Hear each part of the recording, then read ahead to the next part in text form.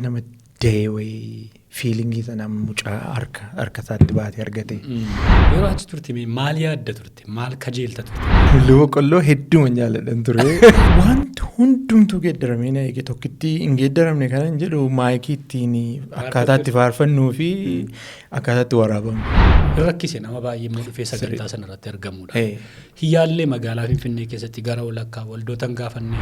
Karaan harkaa badee sirra ba'e tunaan jedhu markaatoo keessatti of argee. Hariiroo yookaan walitti dhufeenyatti namoota wajjin waldoota dana jiranii wajjin qabdu qabbanaa ture laata. Fakkeenyaaf koree warra kan faarfannaa gootiin sii kaasa. Fagootti wal beekna malee namoota muraasa qaamaan takka arginu. Tajaajilli faarfannaa addee har'a miti bara bunni gurgurame jaakeettiin kaameeliin si bitame sana jalqabe. Kan biraa kanan si gaafachuu barbaadu meerree goofareen keessumaa. Miidiyaan akka billaa qara lamaati. Maali yoo jetti yoo gar malee hubatte miidiyaan baay'isanii. Namni si aarseenaan qabeetta faayidaan. Ati hojii koo liqiidhaan hin hojjettu siin jedhe waaqa waan isin beeku deema. Akka nageetti baay'ee jaallatamtaa jedhan achitti. Maal baratte barumsa maalii qabda maal beektaa jedhe. Rakkoo qabu ani hin beeku jennu hin jedheen. Baay'aadha manaa kee kaasu. Garaa mokootti yaanne garuu gaaf tokko waaqa akka dinqee hojjetu nan beekaa bilbilannaa harmeen keessi barbaadii naan jedhan. Tolee nannaqee gaafa bilbila kaasuu. Tarkaanfii kana fudhachuu kootti baay'een gammada waan jettu waan adda. Wal jaalladhaa. Tajaajiltoonni adaraa keessan wal kabajaa wal jaalladhaa. Bakka jirtan hundumaatti nagaa fayyaanni waaqayyo isiniif baay'atu. Akkam jirtu daawwattoonni Budduusee TV. Egaa Budduusee TV'n torbeedhaan keessummaawwan garaagaraa qabatee isiniif dhiyaataa jira. Isinis jaallachaa jirtu yaada keessan nu barreessaa nu bilbilaa komantii nu gochaa jirtu guddaa isin galateeffanna. Har'as waaqayyo nu jiraachee akkuma yeroo kaanii keessummaa dinqii nama guddaa nama yeroo dheeraadhaaf biyya kanaa fagaate eebba guddaa tokko munuu fidee dhufe tokko qabadhee isiniif dhiyaadheera. Akkuma yeroo kaanii guyyaa har'aa leensii cuukkoon keessummaa kee fi cuukkoo dhiyeessii naan jettee cuukkoo dhiyeesseeraa fi kanneen cuukkoo barbaadan bilbiluu hin dagatina. Akkuma kanammoo odaa elektirooniksiin jabaadhaan nun jedhee guyyaa har'aa sun tumsuu isaa nutti agarsiiseera. Odaa elektirooniksiis guddaa goonee galateeffanna. Kabajamtoota daawwattoota keenya kanneen nu daawwattan komantii nu gootan yaada nu qoodanis ulfaadhaan isiniin jedha. Sagantaan keenya jalqabeera. An gammachiisummaa mataa Booranaati. Keessummaan koo guyyaa har'aa eenyu laata? Faarfataadha nama jaallatamaa qabbanaa'ama tokko. Baay'ee nama jeequ tasgabbaadha. Har'a isaa wajjinan jira. Faarfataa Addisuu Qana'aa. Gidduu kanammoo ammas galata jedhee galata fidee dhufeera waaqayyoof yeroo mata dureen kun itti qabbanaa'etti namoonni kenni duwwaa fidi duwwaa baay'isan kana keessatti isa fudhateef isa argateef naa gooteetta jedhee galataan deebi'ee dhufeera. Isaa wajjin haasofna yeroo yartu eessayyuu naqinaa nu wajjiniin tura Budduuseen jalqabeera. Barri bara dorgommiiti bara fiigichaa adeemsaaf kallattii addunyaa beekuuf ammoo teeknooloojii fayyadamuun filannoo osoo hin taane dirqama ta'ee jira. Meeshaalee teeknooloojii sadarkaa qaroominni addunyaa irra ga'een oomishamanitti fayyadamuun addunyaa to'achuuf beekuu akkanumas hojii keessan ariifachiisuu yoo barbaadan ammoo odaa elektirooniksiin ani jiraa isiniin jedha. Bilbila iPhoneii Samsungii dhiyeenya oomishame akkanumas kanneen biroo laaptooppii gosa hundaa dhaabbileef dhuunfaattis yoo barbaadan odaa elektirooniksiin boolee gamoo waldaa misooma Oromiyaa darbii tokkoffaarra nu bira kottaa malee hunduu jiraa isiniin jedha. Odeeffannoo dabalataa yoo barbaadan duwwaa 91143 jedhaatiin nu bilbila yookaan TikTokii, Telegiraamii, Feesbuukii akkanumas weebsaayitii keenya odaa elektirooniks jechuun daawwadha.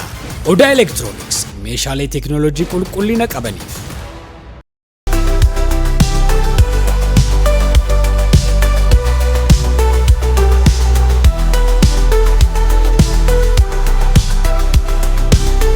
Addee baga nagaan dhufte. Baga nagaan nu iddoo gamme galatooma. Hunduu nagaadhaa dara. Hundumtu nagaa waaqayyo galatooma. Qilleensi haalli yeroon. Bareeda. Finfinneen akka. Finfinneen baay'ee namatti tola. GPS deemna kan raafannee kun. Akka jedhamu miti. Okay. Gaariidha. Gaariidha miti. Waaqayyo galatu. Baay'ee kan na dhibe hin konkolaachifta Finfinnee keessa shaagota. Waggaa 15 booddee diyaaspooraan dhufu hundumtuu akka inni sodaatu beekan. Maal baasaadha. Gaafa jalqaba eerpoortiidhaa bahee gara mana lafan boqodheetti nageessanii nervisiin ta'ee ture. Isa booddee Waaree booddee na fuudhanii ba'anii istuudiyoo seennee istuudiyoo dhaabee ammas baay'ee na sodaachisa. Yeroo biizii ture. Rashaa horiisa jedhanii. Borumtaasaa garuu natti kennanii ijoolleen natti kennaame jedhee natti kennanii nuufee naannoo isteediyeemisa jedhanii. Amma ruufa boombiisa jedhanitti. Bareedaadha noofamu. Akkam tiraafikiin sin qabne amma kana. Guyyaa muraasa na qabe sa'aatii namni hin deemutti itti falachuutti kan ka'e. Namni ganama hojii deemaa galgala hojiidhaa galaa nama gidduutti hin deema. Sa'aatii firii ta'e. Sa'aatii kana garuu guyyaa tokko buleessi qoonni quxusuun koona fuudhee gara markaatoo deemee inni ittuu na jabeesse. Karaan harkaa badee sirra beetu naan jedhu markaatoo keessatti of argee. Maladhe garuu lakkoofsa taargaase jedhan lakkoofsa mootummaa argadhe isuma duukaan sokkee. Isuma duukaa. Baay'ee gaariidha. Akkamii cuukkoo kana namteetta? Baay'ee bareeda. Dhugaa. Tarii warra akka keessan biyya dhufan yoo ajajatanii. Matumaa anuu fudhadhee deemuun koonaaf. Dhamdhamni isaa akkamisa bilbeettu wajjin? Baay'inaan adda kun. Harka wajjin nyaatu yoo sitti kun hamma harka wajjin nyaachuu gaara. Gara sanaati. Wajjin. Haa ta'u gaa. Cuukkoorraas asii bishaan buddusseetti qopheessineerraa yaada kee beekumsa kee dandeettii kee muuxannoo jireenyaa keessa immoo buddussinee daawwattoota keenyaaf dhiyeessina. Maaltu geeddaramee si eege Finfinnee keessatti wantumti baay'ee sarpiraayizii si godhee maayinni kun ati jettee maaltu jirame? Wantooti hedduun jiru. Yeroon jalqabas ture badaa namni afaan Oromoo badaan haa ta'u. Tokko dhimma walquunnamtii irratti afaan Oromoo namni hedduun haasa'a. Karaa lafa golaan itti galu naannoon itti galu namoonni hedduun afaan Oromoo haasa'u. Konkolaataa keessatti iddoo lafa nyaataa dhaqanitti isaa waardiyyaa jedhanii namoonni hedduun namoonni konkolaataa ciccimaa gurguddaa qabatanii deeman muraasni illee haalli karaa geeddaramee jira. Laayitii yookaan ibsaan tiraafikii badaan ture yeroon ture naannoo masjidii wayii ture. Baay'ee murtaa'aa ture. Amma iddoo hedduudha.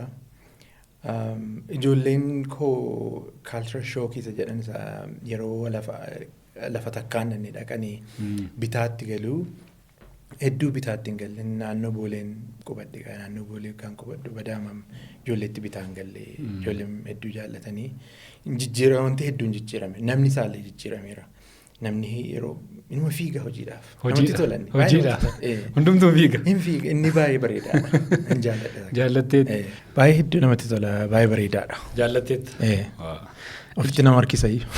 Ijoollee keenyaati bishaan haalli jiru hundumtuu ta'e ati toleera. Garagalchii isaanii farrayyuu ta'e. Dhugaa. Amma aniif warri koo gaastiroosa jedhan tokko nu qabee ture garuu ijoollee rakkoo hin qabdu galata waaqayyo rakkoo tokko hin taane. Egaa yeroo achi turte tarii hawaasuma biyya kanaa gidduu jiraatte ta'a yookaan immoo itti dhiyeenyaan jiraatte ta'a. Yeroo achi turte maal yaadda turte? Maal kajeelta turte waan nyaata biyya kanaafaa wantoota yaadamuun dhabamanii jedhu. Inni sirriidha. Ani nyaata feevoraayitii yookaan nyaata caalchifatanii nyaatan badaan qabu hedduu nyaata hundumaan jaalladha. Waan argatte nyaata? Waan argatte nyaadha garuu hedduu baay'ee kan anas warra kos nu yaachisaa ture kun egaa bitaa namootatti galu mullu boqqolloo. Really? Mullu boqqolloo hedduuma jaalladhan ture. Isa barbaanne ture warri komataa kan ishee as dhufuuf jennu keessummaan ta'e maalii waanuma akkasii gaaffii kanaan wal fakkaatu nu gaafatanii turan. Mana keenya jaftanii dhufuu qabdutu hojiidhaa fi tajaajilatti hin ko'ommatinii. Kanaaf waan barbaadan nutti maannaan caaltuu warri koo mullu boqqolloo. Jara namootatti bitaa galee maaliif boqqolloo Ankeenya mullu boqqolloo suma falfalanii affeelan gurguddaadha. Boqqolloonni warri nu biraa baay'ee gaggabaabduudha. See boqqolloo faranjii jedhan tokko. Xixinnoodha. Ijji ishee xixinnoodha. So kanaaf isa kanadha inni kan biraanii wanta harmeen koo hojjettu tokkotu jira maal jedhu isheen ambaashaadha. Ambaashaa baay'ee manchaadha. Maqaasaa afaan Oromootiin hin beeku. Akkasuma mucaa hiriyaa koo tokko maqaasaan inni beekaa jira. Mana dhuftu hin jedheen nan dhufaa jedhe. maala qopheessitu jaartiin koo maal nyaachuu barbaaddaa hin jedheen. Jechuun yeroo tokko manatti qopheessitee namni dhufee wanta barbaade nyaatu. Waan ati qopheessitee nyaatu. Yeroo fedha isaa gaafattu garuu himateetu sababa ta'ee dhufee enjoy godha. Jennaan waan ana hawwee raafuu gurraattii shiroo yaadee. Waa tokko waliin sheerii goone isaa wajjin. Shiroo achi hin argisiifanna turre asii. Naan argisiifanna baay'een jaalladhanis. Namatti tola. Raafuu gurraattii shiroo yaadee ishee waan qopheessitii natti tola. Galeen itti miidha birraa kun. Maal akkamitti itti? Keessumaa amma kana gahu shiroodhaan si nyaatu. Inni kana nyaachuu barbaada ati waan barbaadde itti dabalii jedhee. Akka carraa ta'ee gaafa mana dhufu gaafa inni jaallatee isa nyaatu immoo dhugumayyuu dhugaa qabdaa jedhamtee. Waaqayyoof galatu gaa asaama keenya jalqabuufan kana sii kaasee dhugaa dubbachuuf immoo namoota baay'ee bakka bu'ee ofii kootiis immoo bakka gammaddee baga waaqayyo si gargaaree baga milkoofteen siin jedha maaliif interviiyuun kun eebba albama kee booddee sababa ta'eef yeroo dhufteef amma albama sana booddee akkami sirraa waan bune? Bu'uu duwwaa miti. Lafan hojjedhutti kutaa biraa namoonni hojjetan hin jiru da'umsaa wajjin wal fakkeessa waan kana. Ofii dhiira ta'ee waa'ee da'umsaa akkas fiizikalii ekspiriyensiin kun yookaan muuxannoo isaa hin qabaatin malee miixuu isaa ofii kootii hin qabaatin malee yeroo namni da'u warri koo allama yeroo isheen deessee miixuun maal akka fakkaatu akkasumatti saayikooloojii isaa fiilii nan godhaa. Namoota akkas naannoo ogummaa fayyaatiinis achi naannoo sana yeroo jiran hin argita. Akka nama da'ee wayii fiilingii sana mucaa harka isaatti baatee argate. Akka kanan amma guyyaa lama booddee rafeen bule dafinoodha yeroo jalqabaa kanan sirriitti rafee bule. Kanatti boqotte. Maaliif yeroo muraasa keessatti wanti hedduun ta'ee riliifii jedhu warri riliifii man ta'e. Keessa keetu haara galfate hin boqotte. Waaqayyoof galata dhugaadha beeka miirati jettu kana naa gala si hubadha maaliifi wantoota baay'ee qabaa dhabbii baay'ee qabamee akkam ture qophiin albamii isatti beektu siistamii ati beektu isa kanaan dura turerraa maaltu geeddaramee si eegine? Wanti hundumtuu geeddaramee na eege tokkitti hin geeddaramne kana hin jedhu maayikii ittiin akkaataa itti faarfannuu fi akkaataa itti waraabamnu. Kan kana achi waan hundumatu geeddarame. Jalqaba waraabbiitii ka'ee hamma miksii ta'ee hamma nama bira ga'ee hamma raabsamee gurra namaa bira ga'u hundumtuun geeddarame. Totally geeddarame. Dur nama tokkotu si waraabaa nama tokkotu yookaan miksii godhaa nama tokkotu maastariisa jedhan godhee CD ishee naannoftutti yookaan immoo kaasetiitti barnii godhee sii kenna. Amma faarfannaan amman Kanaadaatti waraabee waaqayyo asumaan obboloota koo eebbisuun barbaada akkasuma eebbisuu eebbaa dirbaatu waraabee as dhufees wantoota sisirratan keessaa Eliyaas Biraanutu waraabee meeshaadhaan miikii gammee Eliyaasiin dabalatee maastarii kan godhee Abagaaz mucaa jedhamudha. Abagaaz Shootaadha. Achumaan waaqayyo isaan eebbisuun jedha. Akka kana faarfannaadhaan achitti waraabee qilleensa keessaan dhufee as ga'e sagaleen koo asitti hoggaan ga'u meeshaa irratti hojjetanii meeshaa irratti hoggaa hojjetamu istuudiyoo garaagaraa jira. Laayiviin warri akka gitaaraa masiinqoo maal irratti galus iddoo garaagaraatti dhaqee gaggale. Utuu faarfannaan koo anas hin ga'iin istuudiyoo mana nama 4-5 tokko galeera jechuun hin danda'a. Inuma geeddarame sirriitti. Totaalii geeddarameera. Sooftiweeriin isaan ittiin fayyadaman geeddarameera. Akkaataatti namoonni dhufanii sagalee keerra bu'an illee durii aluma tokkichi gaafa faayinaalii galtu nama fudhattee dhadhachumaan faayinaalii galtee warri si ajjaban yookaan sagalee keerra baakgiraawundi vookaal warri jedhaman. Amma inni kun I think teknooloojiin karaa kana sirriitti itti fayyadamameera jedhee yaada. Baay'ee madeema. Isa kanaan alatti immoo sagantaa eebbaa sirna eebbaa kana qopheessuun akkam ture mee? Inni I think umurii koo keessatti wanti baay'ee natti cimoo ture tokko yeroon maazirii koo dhiisee deemee lama yeroo abbeen koo boqote sadaffaa yeroon albamii kana gadhiise.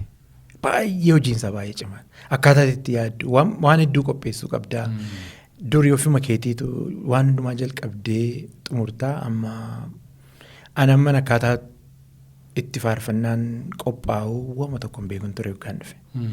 Asuma gahee dirqama koreen dhaabachuu qaba, koreen waan kana qindeessu, sagantaan qophaa'uu qaba, eebbalbamii jedhama. Dura maqaan eebbalbamii jedhamu hin turre. Amma inni kun hin dabalame baay'ee ulfaata. Maaliif yaada namoota hundumaa fudhachuu ilaaluu qabdaa. Isa booddee utumoo fudhateen sakamtummoo sirriidha. Sakamtummoo mul'ata kooti wajjin deema yaada namootaa keessaa jettee filattaa. Nama hundumaa gammachiisuu hin dandeessu. Namoonni hojii mataa isaanii hojjetu namoonni koree kanarratti si wajjiniin dadhabanii baay'ee of eeggachuu qabda. Naan ulfaata baay'ee ulfaata garuu. Gargaarsuma waaqayyooti. Inni guddaan gargaarsa waaqayyooti. Egaa kana maaliifan kaasaa faarfattoonni akka kee amma biyya hambaa jiran jiru, yeroo dheeraa turan jiru, deebi'anii dhufanii saba isaanii tajaajiluu barbaadan jiru. Faarfannaa hojjetan itti dhamaan baay'een isaanii haala kana keessa jiru sababa ta'eef wanta dhufee si mudate kanaaf kaasna. Sirriidha. Magaalaa Finfinnee sila yeroo kaasne baay'ee guddatee, baay'ee jijjiirame, baay'ee jaallattee dheesii kaasaan ture. Garuu dhadheetu shaggar keessatti qarqara magaalaa Finfinneetti immoo eebbisiiste. Namootuma naannoo sana jirantu dhufe malee hin rakkise nama baay'ee immoo dhufee sagantaa sanarratti argamudha.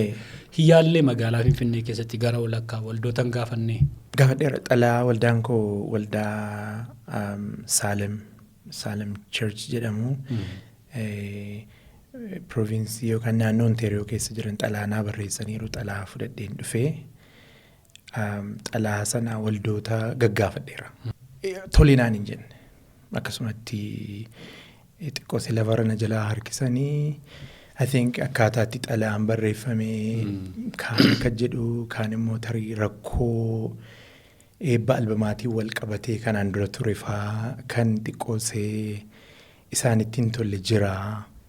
So hedduun dhama'isa kana. Baay'ee hedduun dhama'ee.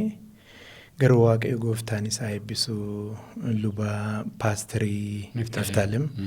Xalaamayyuu badaa inni na beeka kanaan dursa na beeka na arge beekaa weelkaam naan jedhan. Baga nagaadhaan dhuftee jedhanii xalaayyuu badaa hin barbaanne baakgiraawundii koo beeku achitti waldaan tajaajilu beeku achi waldaa Ingiliffaan tajaajilan ture. Waldaa Oromoo eddiin achi deemee Torontoodhaa deemee gara waggaa 9 laata. Riizanii isaa saduukaa badaan beeku. Garuu riizaniin ani dhagee xalaa kootu sirriitti hin barreeffamne waan jedhu ture. Kanaafuu namoonni gara fuulduraatti sagantaa akka kanaa yaadanii waan isaan irratti dursanii hojjechuu qaban tokko isa kanaa. I think maal gochuu qabu jedhee yaadaa akkaataatti xalaan barreeffamu tarii akkaataa nu biraatii fi akkaataatti paasteriin koo barreessee fi akkaataatti namoonni iddoo kanaa yoo rakkoon dhugumaa xalaa fudhatanii dhufuu wal qabata ta'ee isa kana inni lammaffaa immoo badaa dursaniidhuma namoota quunnamuu danda'u qabu. Maaliif anamman faayinaansii isaa na rakkiseera. Faayinaansii isaa caala iddoon itti eebbaa hedduu na dhibe. Kanaaf dursanii gaafachuun baay'ee gaariidhaan jedhee yaada. Inni lammataa immoo kominikeeshinii namoota keenyaa wajjin qabaachuun dursanii baay'ee gaariidha yaada. Inni kan biraan isii kaasu waggoota addanaa baatee waggoota 15 ol turte kana keessatti hariiroo yookaan walitti dhufeenyatti namoota wajjin waldoota dana jiranii wajjin qabdu qabbanaa ture laata yookaan immoo barumsaan ati baay'ee biiziidhaa hojiidhaan jireenyaan amuma kana keessaayyuu inni kun xinnoo dhiibbaa qabaa laata? Ilaagaa hariiroon karaa baay'ee ilaalamuu danda'a. Hariiroo kontaaktii kallattiidhaan yeroo hunda badaa namaa wajjin badaa hin barreessu, hin bilbilu, badaan bilbilu. Maatii makootiif yeroo argadhee badaan bilbilu. Tokko isa kana lammata immoo sooshaal miidiyaa nama dhugaan seenuu waama tariin namoonni up to date yookaan tooppikiin namoonni hedduminaan haasa'an maal fakkaatan jedha. Isa booddee immoo wangeelaa wajjin immoo wal qabsiisee maal fakkaata laata tooppikiin kun jedha. Yeroo hedduu waan wantoota sooshaal miidiyaa irratti dhoobuu yoo argite tooppikii namoonni heedlaayinii jedhan. Heedlaayinii namoonni baay'ee dubbatan ni ilaala. Amma haa jennu fakkeenyaaf waa'ee sadan tokkummaa Trinitiitu baay'ee namoota konfiizii godhaa jennu. Beekumsa koo kanarratti hundaa'ee at least nama tokko kan 2-3 yoon sirreesse jedheen kanarratti waa'ee kiristoosiin yookaan waa'ee giddugalee waa'ee fayyinaa waa'ee maalii waa'ee holistic mission jedhamu kananii. Isa kana duwwaa ta'uun taane waanan argee dhiifama hasaakee addaan kutuu koo ta'uun taane waanan argee marsaalee hawaasaa kee irratti waan ati barreessitu miira har'a keessa jirtu galateeffannaafaa barreessita. Jajachuufaa barreessita. Waanuma namoota inspire godhufaa. Waan itti eebbifamte faashee goota. Isa kana immoo tariigaa namoonni akka hariirootti fudhachuu dhiisuu danda'u. Garuu ammas kan nuun kana kaasaa jiru namoota gara fuulduraatti hojii kana keessa galaniif hariiroo isaan qaban yoo xinnaate nama tokko wajjin haala biyya kana keessa jiru waldoota keessa jiru haalatti siistamiin geeddaramaa jiru waan ati hojjechuu barbaaddu tokko ta'aa jiru. Isa kana beekuudhaa fi wantoota yookaan tarkaanfii ati fudhatte amma kanatti miti jedhee tajaajila. La'aan kallattiidhaan waldaa biyya kanaa qunnamaan ture. Waldaama biyya Kaanadaa fi Ameerikaa iyyuu hoggaan namoota personaalii luboota fa'aa amma walgahii fa'aa kan akka Oromoo Theologian Forums kan jedhamu jira. Isa keessaa memberii ta'ee yeroo isaa walgahii qabaatan nan hirmaadhaa. Wantoota kanarraa kanaaf actively waldaa biyya kanaatiin akkamittiin communicate goota yoonaan jettee karaa mishiniin communicate godha.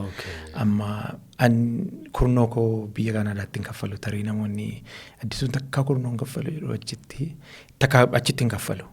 Maalan godhaa sisteemii mataa kootiin uume kurnoo keenya walitti qabnee warra goote wajjin waldaanni baay'ee waa barbaachisu eessadhaa jenna. Ji'a 3 baranaa amma waldaan naannoo mattuu jiru tokko waldaa maqaan Yesuus mattuuti kiiboordii saawundi sisteemii nu barbaachisaa jedhan. Amma dandeenyu kurnoo keenya keessaa akkas goone naannoo gara jalqabaa namootuma dhuunfaalee akka kanattiin kominikeeshiniin keenya karaa kana malee informaalii isa jedhan. Karaa kana goonaa algeessaa achi iddoo jedhamutti akka kana waldaa tumsaa tureeraa amman barumsa jalqabutti jechuudha. So kanadha I think garuu communication yoggaa jedhamu gaa tokko isa kana lammata immoo hojiin amma ammaatti qabatamaatti biyya keessaaf alaa walitti qabee hojjetaa ture kan communicationii koo cimsuu jechuudha. Wanti mul'ataan hin jiru bifa dhokataadhaan godhaa ture. Tarii saganni kun immoo yoo ofiin ofimti gaariin ta'u self righteousness jedhamu fakkaata. Isa kana iyyuu communicationii maal fakkaata jedhu fakkaata. Haa ta'u addee kun inni kan biraani dhugaa dubbachuudhaaf amma waan ati fiil goote yookaan immoo waan ati dhufte addaan itti buute tokko jira dheeta yaadamaa inni akka wal beekumsaatti akka walitti dhiyeenyaatti siistamii jiru keessatti namni nama harkisa yookaan nama gargaaruuf deema. Isa kana fa'aa argiteettaa biyya kana keessatti tarii akka namoonni irraa barataniif waan ati kaasuu dandeessu yookaan waan ati fees goote jira tarii yoo jiraate dheetani. Namoonni keenya hedduus gargaaruu barbaadu. Dhugaa dubbachuudhaa fi amma koree fakkeenyaaf koree warra kan faarfannaa gootiin sii kaasa. Fagootti wal beenna malee namoota muraasa qaamaan takka argee hin beeku. Maqaa isaanii dha'uu yoo na barbaachise nan dha'a qaamaan argee hin beeku. Nama tokko ittiin qaamaan argee nama lama duwwaan qaamaan argee beeka koree koo keessaa. Kan kanaachi warra kaan fagoomattan arge. Fagoomatti karaa sooshaal miidiyaa namni kun koree keessa yoo naa gale gaarii dhadheenni eere yookaan tokkumaasa jedhanii. Namoonni garuu dhugaa dubbachuudhaaf wanti hedduun jijjiirameera. Akkaataan namni itti wal quunnamu jijjiirameera. Suuta jijjiiramaa deemaa. Koominitiin inni jedhanii ammaa fi waan hafe hin fakkaatu. Garuu gara fuulduraatti gaafa pireediktii godhu wanti namoota walitti harkisu sababii muka uumannaa haa ta'u waan raajummaa miti kuni pireediktii gochuu dandeessa miti waan suuta deemu gadi bu'aa deemu natti fakkaataa jira. Akka durii amma namni yeroo hedduu namni wajjiniin buna shaayii dabarsu dhugee walii wajjiniin yeroo nuusi hin dhumu amma namni maalin jedha self-centered. Garuma addunyaa marra jiraannutu akkasii. Guutummaa addunyaa marra jiraannutu jireenya mo'achuuf namni hin fiiga. Inni kuni pozitiivii isaa yoo ilaalan gaarii. Jechuun dhugaama jiruudhas lafa yaade ga'uufis namni hin fiigaa. Siistamiin irraa konkolaataan qabdu taanaan haalli siin mijatu taanaan kaatee muddoo biraa dhaquudhaaf hin dandeessu. Sun egaa akkas gochuu danda'a. Waaqayyo si gargaaree baga milkoofte. Wanti guddaan isadha. Baay'ee kana dhibe tokko immoo ijoollee akkuma tammeette ijoollee muuziqaa kee hojjetan Eebbaayyuu Kaanaadaatti barte malee hin beektu ijoollee. Jenereeshinii kana hin beeku. Eebbaa obboleessa isaa hin beeka eebbaa. Obboleessa isaa beekte. Daawitiin iddoo walitti sinna ture yeroo. Daawit Dirribaa beekte. Egaa eebbaan baay'ee mucaa kataleedha. Damee yeroo tures muuziqaa hojjeta. Achi dhaqee amma aktiivlii. Baay'ee. Waldaa hedduu gargaaraa jira. Amma waldaan keessa ture keessa jiranii. Waldaan keessa ture irraa gara kiiloomeetira 4,400 fagaadheera. 4,400 baay'ee fagoodha. Isa keessa jira hedduu jijjiiraa yeroo waldaa sana akka odeeffannoo qabutti gaheen eebbaan achi keessatti qabuuf gaheen hiriyoonni eebbaa achi keessatti qaban baay'ee namatti tola. Isa kana jajjabeessuun barbaada. Baay'ee guddaadha. Egaa Eeliyaas fa'aa kuni gammeen fa'aa akkati jettee Miikiin fa'aa. Miikiin xinnoo ture yeroo inni. Baay'ee xinnoo haadha isaa beektaa tarii. Haadhi isaa anaa fi iddoo guddaa qabdi. Wajjiniin carraa argadhe gaaf tokkoon tajaajila gimbiitti hamma irraatti naasaa waa'isa. Yaadannoo addaatu qaba. Utuu ani maatiin koo namaniin faarfannaa ishee maatiin koo namannee garuu faarfannaa ishee dogoggoraniiti natti fakkaata. Inni dhaggeeffatu turan teeppisa aartii jedhama. Faarfannaa isa kam fa'aa? Faarfannaa ishee keessaa faarfannaa ittiin waaqeffannaa kan ishee maal ture? Hin eegin diina koo kufaatii koo.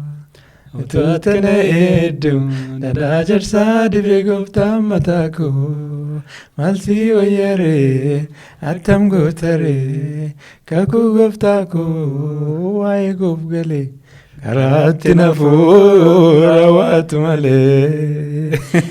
My goodness inni baay'eedhuma hin jaallatu ture. Obboleettiin koo amanteetti. Anan hin irraanfanne anaaf obboleettii koo tamannee isheen immoo na dursiti xiqqoose na dursiti inni qatamtee iseedhaaf feebeen faarfannaa feebeen keessa kaa'anii dhaggeeffatu. Anaaf carraa guddaadha mana keenyatti sagalee waaqayyoo lallabamu. Egaa mucaati yeroo sana beektu Miikiini. Amma Miikiin nama guddaa. Amma guddatee muuziqaa baay'ee kompoos godha. Faarfattoota baay'eedha. Faarfannaan hojjetu immoo baay'ee baari'aadha. Baay'ee. Faarfannaa koo keessaa kan amma ammaatti hedduu dhaggeeffatamaa jiru tokko kan amma YouTube irratti argee inni hojjete tokko jira. Baay'ee namatti tola. Eeliyaas fa'aa gammee fa'aa. Eliyaasiin namoonni keenya baay'ee jajjabeessuu qabu.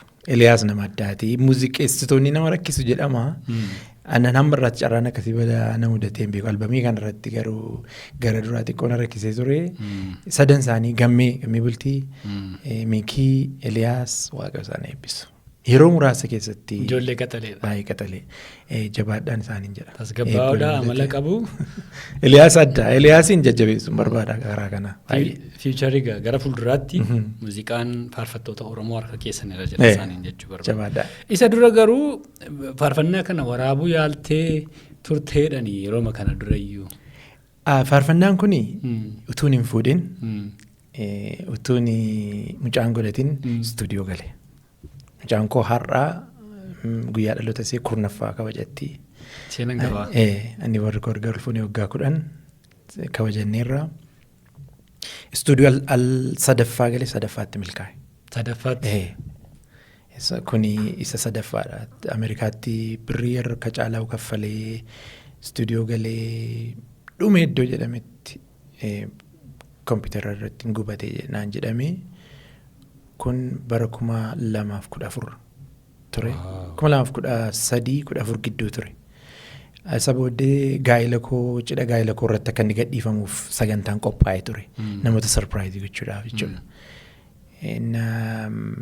Kompiitarri gubatee faarfannaan hin jiru jedhamee bara 2019 akka carraa baay'een gaddee nama sanaan akka itti dheekamu godhe nama baay'ee jaalladhu nama baay'ee kabaju ture. Isa booddee bara 2019 waan akkasii keessa tekstiin godheef baay'ee garaa koo na cabsitee dhiifama sii godheera. Sooshaal miidiyaa irratti hubeen ture.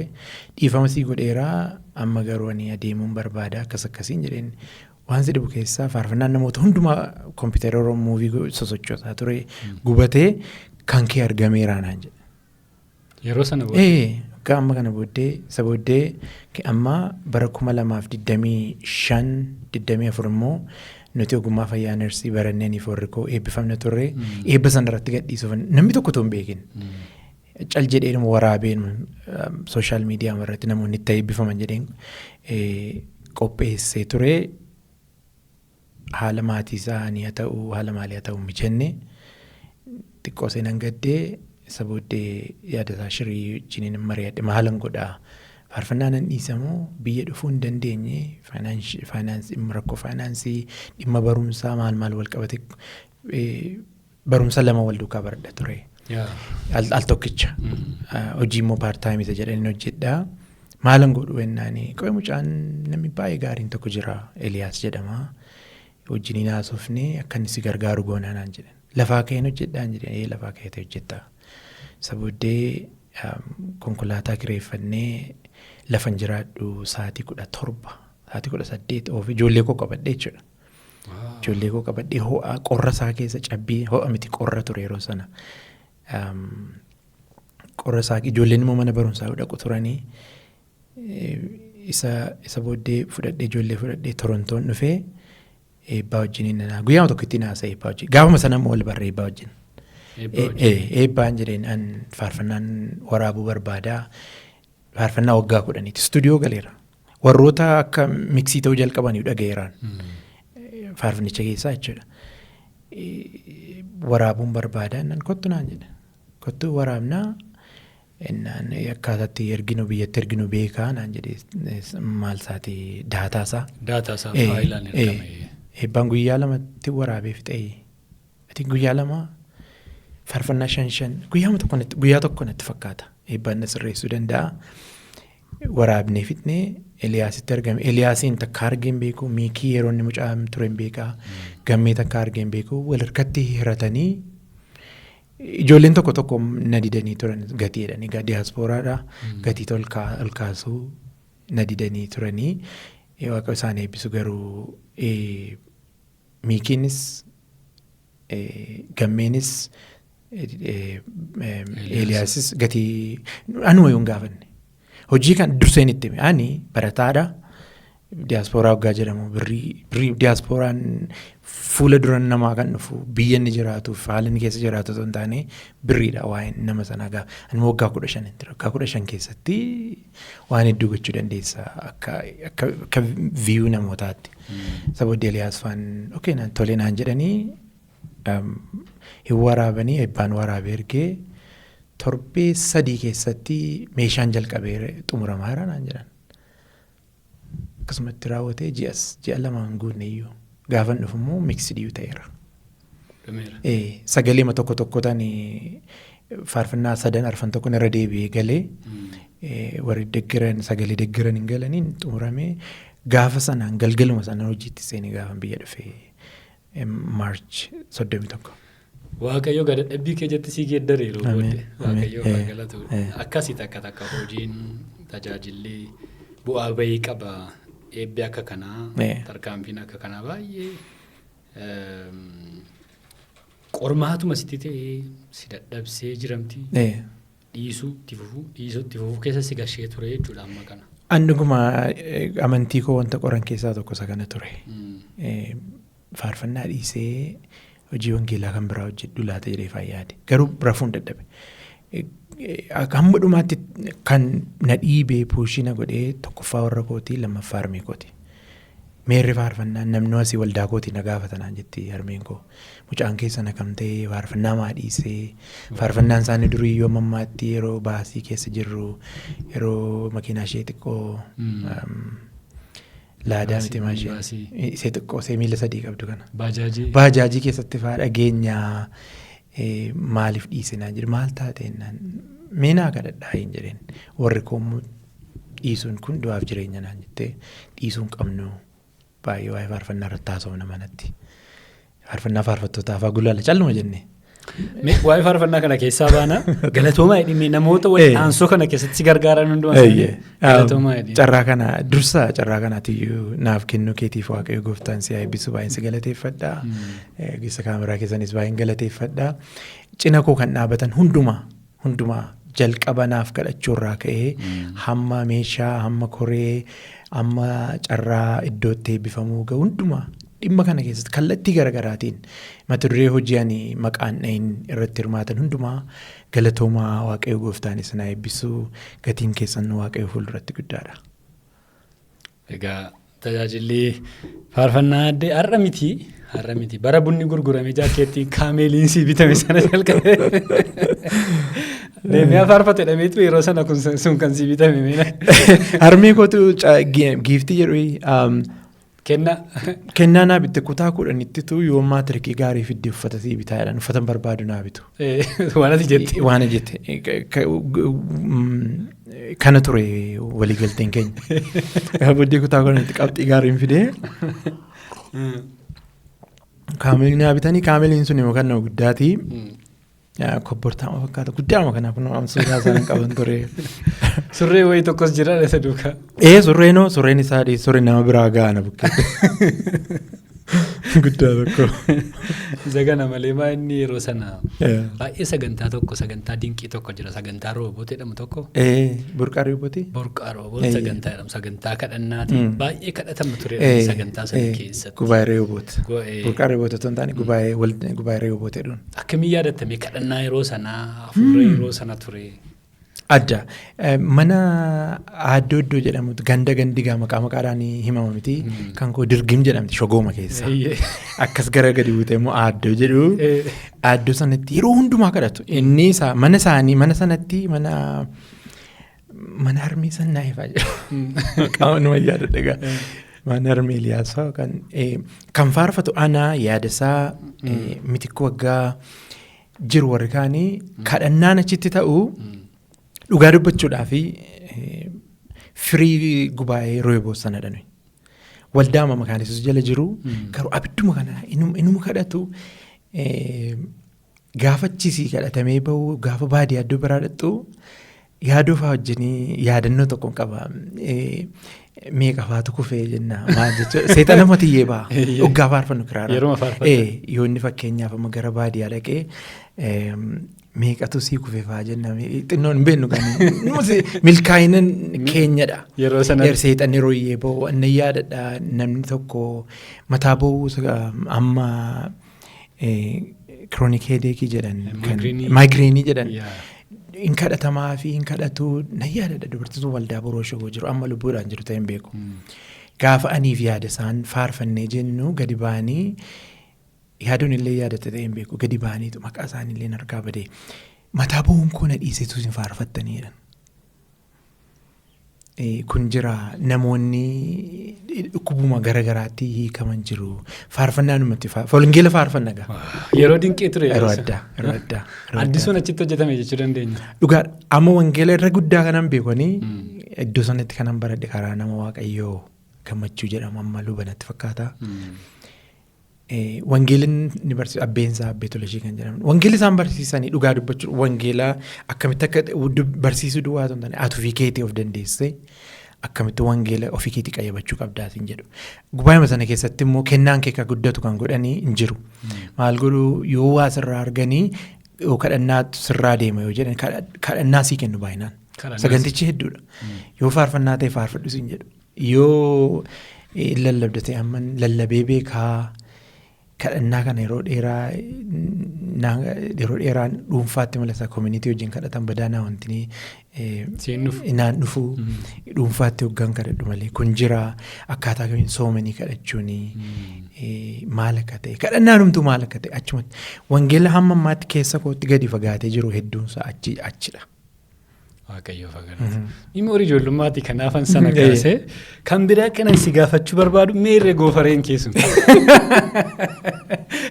Goofareen akka jigee. Goofaree koo baay'een gadda. Nan muree. Dhugaan dhufuuf koo muree. Nan muree. Dhugaa. Maaliif muree? Waa lama. Tokko namoonni keenya akkuma yeroo waggaa 15 duraatti na fudhatun se'ee assimileetiin godhan se'ee. Mataa kana sirreeffattee pirootokoolii eegdee dhufuu qabda waan jedhuun sammuu kootti yaada. Akka dur beekanii. Maal durisa goofaree waan nabii kanatti fakkaata. Albamii tokkoffaaf lammaffaa irratti mure malee albamii booddeen waan guddisan ture. Yeroo VCD hojjette fa'a baay'ee guddaa ture. Karrayyuudha. Akka karrayyuu ture Adaamaadhaan ni waraabne. Isa booddee mucaan koolleen gaddite gaafa mure. Dhufuuf kaanii gara torban akkasumatti qe'ee mucaan adiin tokko immoo beekutti nama murmuranii dhufe garuu ittan deebi'a. Sittiin tolle. Ittiin tolle. Amma yeroon suuraa irratti of ilaalu nama biraa wayii natti fakkaata. Dhugaa dubbachuuf baay'ee bareeda. Lammaffaa immoo gurraachadha. Gurraacha qaqaadha. Inni amayyuuti. Amma dhaamutti gaa baay'ee gurguddaadha. Akkasiin gabaabsa malee amma dhaama fa'a. I think intini koo ture imeejii koo ture amma nan deebi'a. Wantoota ittiin albamii isaa arfaffaa irratti. Wantoota ittiin adda baatu ture. Dandeessa baay'ee bareeda. Adamoo baay'ee altaa'i biyya sanatti. Biyya isa lafan jiru? Lakki. Garuu amma laayisensii adamoo yoo yeroo qabaadhe nan galadheen jira. Biyya sanatti laayisensii barbaada. Laayisensii qawwee kan bineensaa duwwaadhaaf ta'utu jira. Isa laayisensii isa baafatta. Malee. Takka uffannaa akka sanaafaa uffattee. Nan baay'ee cal jedhee man ba'a bineensota ilaaluudhaaf. Sarootaan qabaa. Sarootaa wajjin nan ba'a cal jedhee caakkama keessan deema. Nan fiigas waan ta'eef. Fiigicha kana akka kiiloomeetira 15 ufuma kootii. Ofuma keetii. Isa dorgommiitu hin taane. Ofuma keetii. Jaarsi maal fiigee ofuma kootiin fiigaa. Garuu bosonatti dhiyoodha laftan jiru. Bosona keessan deema cal jedhe. Waaqayyoo fagaate gaa. Tariitii intinii medheetaniin isa kana sii kakkaasee dur immoo yeroo addana turte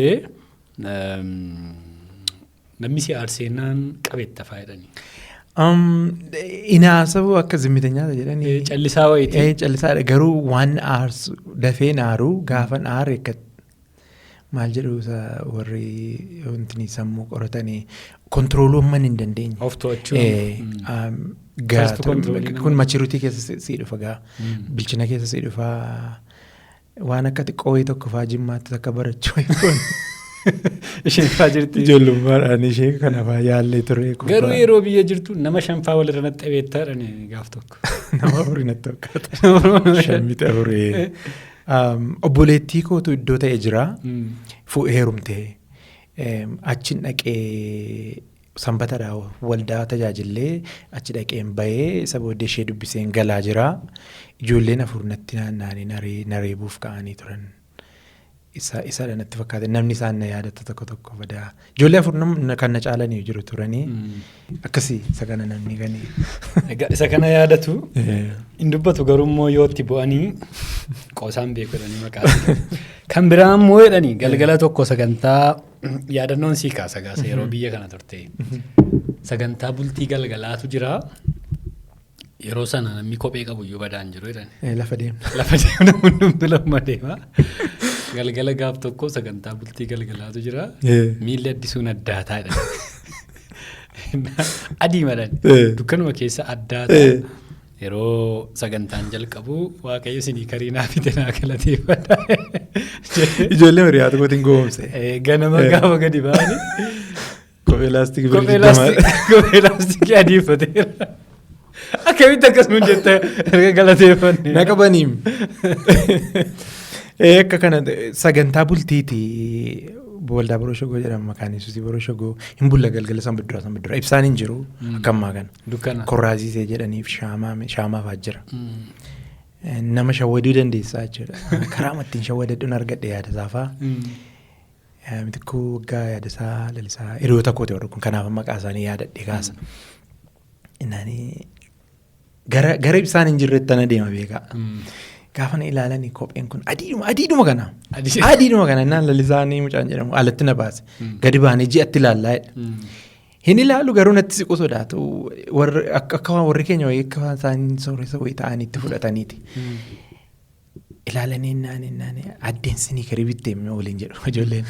Amma isa kana argadheera miniin irraan fagaadhaa deemaa si achiin irraa siqa. Waa ilaali kana addeensinii kari bittee. Achi ilaalanii sinii hin bitteena mammaa koofaatu naa bite sinii kari naa bitanii hin jedheen. Ajaa'ibsiifatanii na biratti faa taa'u ijoollee natti sissiqanii. Jiramteera ijoollee sooressa kanaa achi kee rafnaa.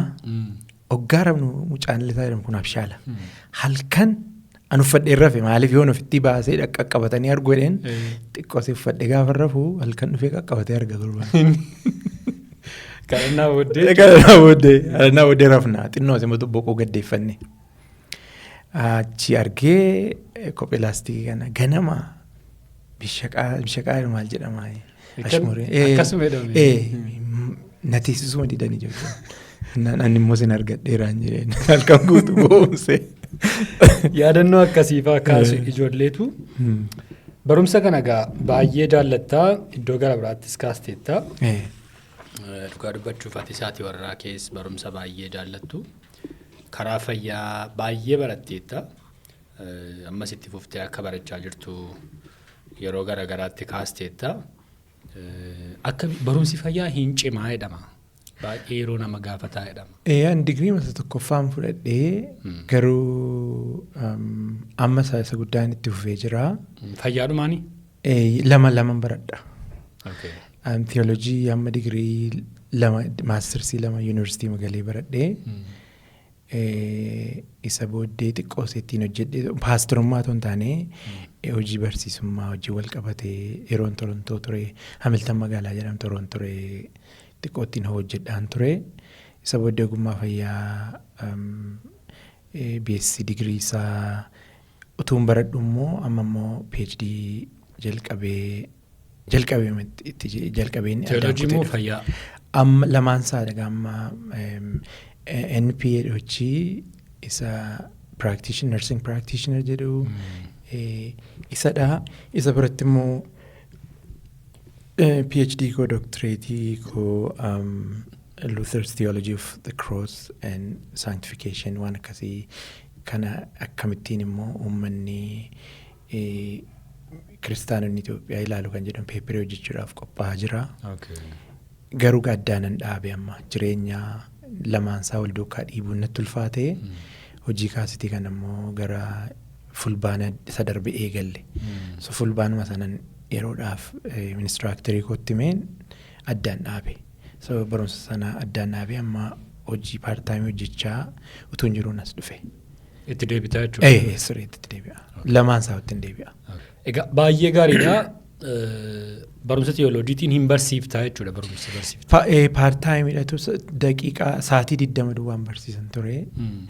Amma garuu ergan fayyaa barachuutti ka'ee haaltii maalidhaa sii kennu barataa PhD taate wantinii sii kennu kilaasii sii kennu inistiraakteriin kee jira kilaasii isaa sheerii sii godha.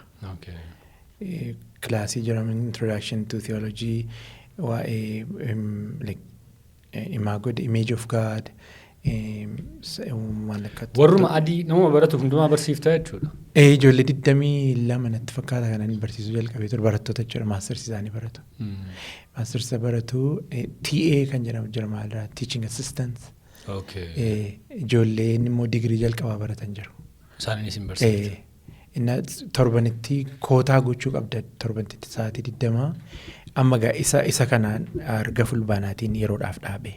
Kana jechuun biyya sana keessatti professionaaliidhuma akka nama tokkotti ulaagaa jiru hundumaa guuttee jechuudha. Guuttu malee. Egaa isa kana barsiisaa kee jalatti barsiiftaa carraa antinii profeesummaan argattu barsiisaa itti deema kaanni gara sanaatti immoo irraa jalaanii. Isa kanadha kan inni addaan kute yeroodhaa fi amma garuu itti deebi'a. Amman akkasii deebi'een itti deebi'a. Barumsa fayyaa garuu ittiin hojjetta sammuu. Isa warri koo isaaniis ittiin hojjenna. Acute medical surgical floor jedhama. Achi ogummaa fayyaatiin 2 ta'anii kutaama tokko hojjenna warra kooti hojjenna. Akka nageetti baay'ee jaallatamtaa jedhan achitti. Namoonni baay'ee jechuun simatamni jedhamti. Ayyaanuma waaqayyooti dhugaa dubbachuu fi waan addaa waan godhe hin qabu. Nama konfrontiin godhu jiramini agreeableedha jedhama I think. Waan isaan jedhanii akkaataatti namni sitti deebisu yoo beekte namni sun negatiivii akkasiin hubanne gochuu kan danda'u sumarkara. Ammoo nama fakkeenyaaf namoota tokko yoo inni agreesiivii ta'e akkaataa kamiin qabbaneessa yoo jettee namni sun maaliif agreesiivii ta'ata jedhu maaliif jinaa isa jedhu yoo bira geesse qabbaneessuu dandeessa. Amma namni tokko jira ture ogeettii fayyaa narsii mucaa biyya indiitii dhuftee wajjiniin hojjetti turte waa'ee zareenyinnetii isa jedhaniin harrabse. Kali biyya keetti deebii maal ennaan lammatan fudhadhu nama gurraacha kan biraas harrabseera. Namni sun jedhanii isa booddee mee addii jedhanii na waamu. Mee addiin yaaltaa nama kanaa naan jedhan toleen jedheen na harrabse. Isa booddee isanii na harrabse rakkoon qabuun jedheen. amma kan inni fookasii gochuu qabnu waa'ee fayyaa keetii wanti maal baratte barumsa maalii qabda maal beektaa jedhe rakkoon qabu ani hin beeku jennu jedheen sirraa barachuuf an qophiidhaa dhukkubsataa dhagaa anuu sirraa barachuuf qophiidhaa kottu jedheen gaafa ilaalu namichi kun tasgabbaa dhufe gaafan bira ga'u namichi sunii abbeensaa garmalee kan ajjeefaman harmeensaa sababa dhugaatii machiitiin duutee ijoollee 2 dhabe rakkoo qaba. Kanaaf yeroo baay'ee filoosofiin inni itti fayyadamu yoo namni aariidhaan sitti dhufe aarii nama sanaa otoo hin taane maaltu nama sana akkas godha. Akka inni jinaawu akka inni isarratti hin xiyyeeffadha. Dhukkubsataa nama isa warri neersota kana fidanii maal jedhanii akkasittiin inni appiroojii koota akkasii. Kanaaf tarii tokko isa kana lammatamu nama sana otoo hin taane maaltu akka nama sana godha rakkinni isaa maaliin akkasitti gara sanarra ilaala tarii inni kun na fayyadeera gabaabaatti yeroo tokko ariifadhee waaqayyo gooftaa na gargaara jedheetan itti siqa kunis na gargaareera. Gargaarsi waaqayyoo si wajjin jira. Inni kunis wanta tokko inni kan biraan addisuuni egaa wanta namoonni baay'een immoo badaa dhimma isaa hin qabne amma. Waa'ee miidiyaa monitoringii koorsii jedhamu tokkos fudhateera naan jedhanii. Waa'een suni badaa amma namoota keenya biratti iddoo man qabu. Nama amma kana cimee itti deemee irratti hojjetu sin agarru. Sababiin isaa hojii kana keessa gatii jirruu fi addunyaa kan biraa keessa jira malee namni. Waa'ee kanaa oomee waan nu qoddu maaltu jira waanuma yaraasaa. Waggaa 14 baranaanatti fakkaata kanan fudhadhee sartifaayidiin ta'ee nama natti tole jennaan yeroo sana akka kana waa'een miidiyaa badaa beekamaa hin turre maaliin goota fa'aa ijoollee maal si fayyada fa'aa reediyoo nama reediyoo miti ati nama tiivii miti maaliin goota ijoollee naan jedhan turaniiru cal jedheeman fudhadhe garuu namoonni keenya kan inni yeroo hedduu waliin hubatin wal qoodan wal jibban wal hiran odeeffannoodha. Odeeffannoo dhabuu akkaataa kamiin odeeffannoo haandilii yookaan qabatan wal dhaaluudha. Barbaachisummaa miidiyaa immoo wal dhaaluudha. Qawwee caalaa meeshaa waraanaa isa kamiin caalaa miidiyaan humna addaa akka qabu yeroo garaagaraatti argineerra. Ergasii erga waan sana baradhee karaa hafuuraatiin illee hojii hafuuraa geggeessuu keessatti siin waaqayyo gooftaan si eebbisu akkaataa kanattiin dadhabbii meeqaan guddisee miidiyaa jettee maqaa bareedaa waamtee fi akka itti jalqabuusaa siin har'a sitti fakkaata. Hojiin miidiyaa anaa fi meeshaa akka meeshaa waraana nama hedduu booji'utti fudhadhaa inni kan biraan immoo akka dawaatti. Maaliif yeroo hedduu misinformation anti jedhamu jira namni tokko ama tokko kaasaa ajeenuma fakkeenyaa bara 2000 yeroo 2000 seenu hin beeku annayyaa dadha bara 2000 akka faranjootu waggaa 26 baranaa muuvii tokkotu ba'aa ture 2012 jedhama laata barri sun bara dhumaati muuviin sun waa'ee bara dhumaati jedhamu ture misinformation akkasii gaafa tamsa uume miidiyaa irratti namoonni hedduun akka waan barri dhumaa bara sana ta'e itti fudhatu wangeela lafa kaa'anii isa wangeeli jedhu bara dhumaa guyyaa dhumaa sana guyyaa namni eenyuyyuu hin beeku isa Yesuus jedhee dhiisanii muuvii tokko ilaalanii misinformi ta'e karaa gaariis karaa gadhees miidiyaan humna adda akkamii akka qabu murteessaadha beekuun murteessaadha. Kana egaa suuta namoonni keenya hubataa deemu jedhee yaada. Inni kun na fayyade ittiin hin hojjenne. Egaa wantoota kaastee kun baay'ee waan bu'uuraati. Namoonni keenya immoo beektanii isinii galee yoo miidiyaalee barbaachisan isin fayyadan yoo hordoftan baay'ee gaariidha. Isa kanaan alatti addisuun faarfannaa kee amma miidiyaa irratti gadhiifte. YouTube platformii amma jiru siistemii amma jiru gadhiiste malee akka durii CD barnu gootee namootatti gurgurree jiru siistemii sun hin jiru. Kanaaf faayidaan miidiyaa baay'ee guddaadha. Yeroo nurra geenya akka kanadha. Haasaa bareedaa yaadannoo yeroo dabarse kanaa yeroo itti deemu buddusee kan inni nu dhiyeessaa jiru kun karaa miidiyaati. Kanaaf baay'een keessan miidiyaa akkamitti akka itti fayyadamtan itti yaaduun barbaachisaadha. Tariitii namoonni YouTube addisuu subscribing goonee hin beekne yoo jiraatanii addisuu kanaa jedhanii yoo galanii achirratti argachuu dandeessu faarfannaan isaa baay'ee inni amma gadhiifame guutummaan isaa achirra jira faarfannoota murtaa'an kan kanaan duraas kan achirra kaa'ee qaba. Adda baafachuuf subscriberii gara 18,000 qaba. 1900 galeera natti fakkaata. Gara sanatti dhufeera guyyoota lamaan kana keessatti. Kanaaf galaa subscribe godhaa. Buddusee subscribe gochuun irraa. Buddusee subscribe gochuun irraanfatina. Buddusee subscribe gochuu hin irraanfatina. Ulfaadhaa eebbifama bishaan dhugii cuukkoo kee irraa gashii wanti rakkisu yoo jiraate sirreessina. Waa'ee bareedaa. Diyaaspooraa kunuunsaa irra jira. Waa'ee miidiyaa irratti waan dabaluu barbaadetti jira. Miidiyaan akka billaa qara lamaati. Maali yoo jetti yoo gar malee hubatte miidiyaan baay'ee miidha. Namoota hedduun miidiyaa irratti miidhaman.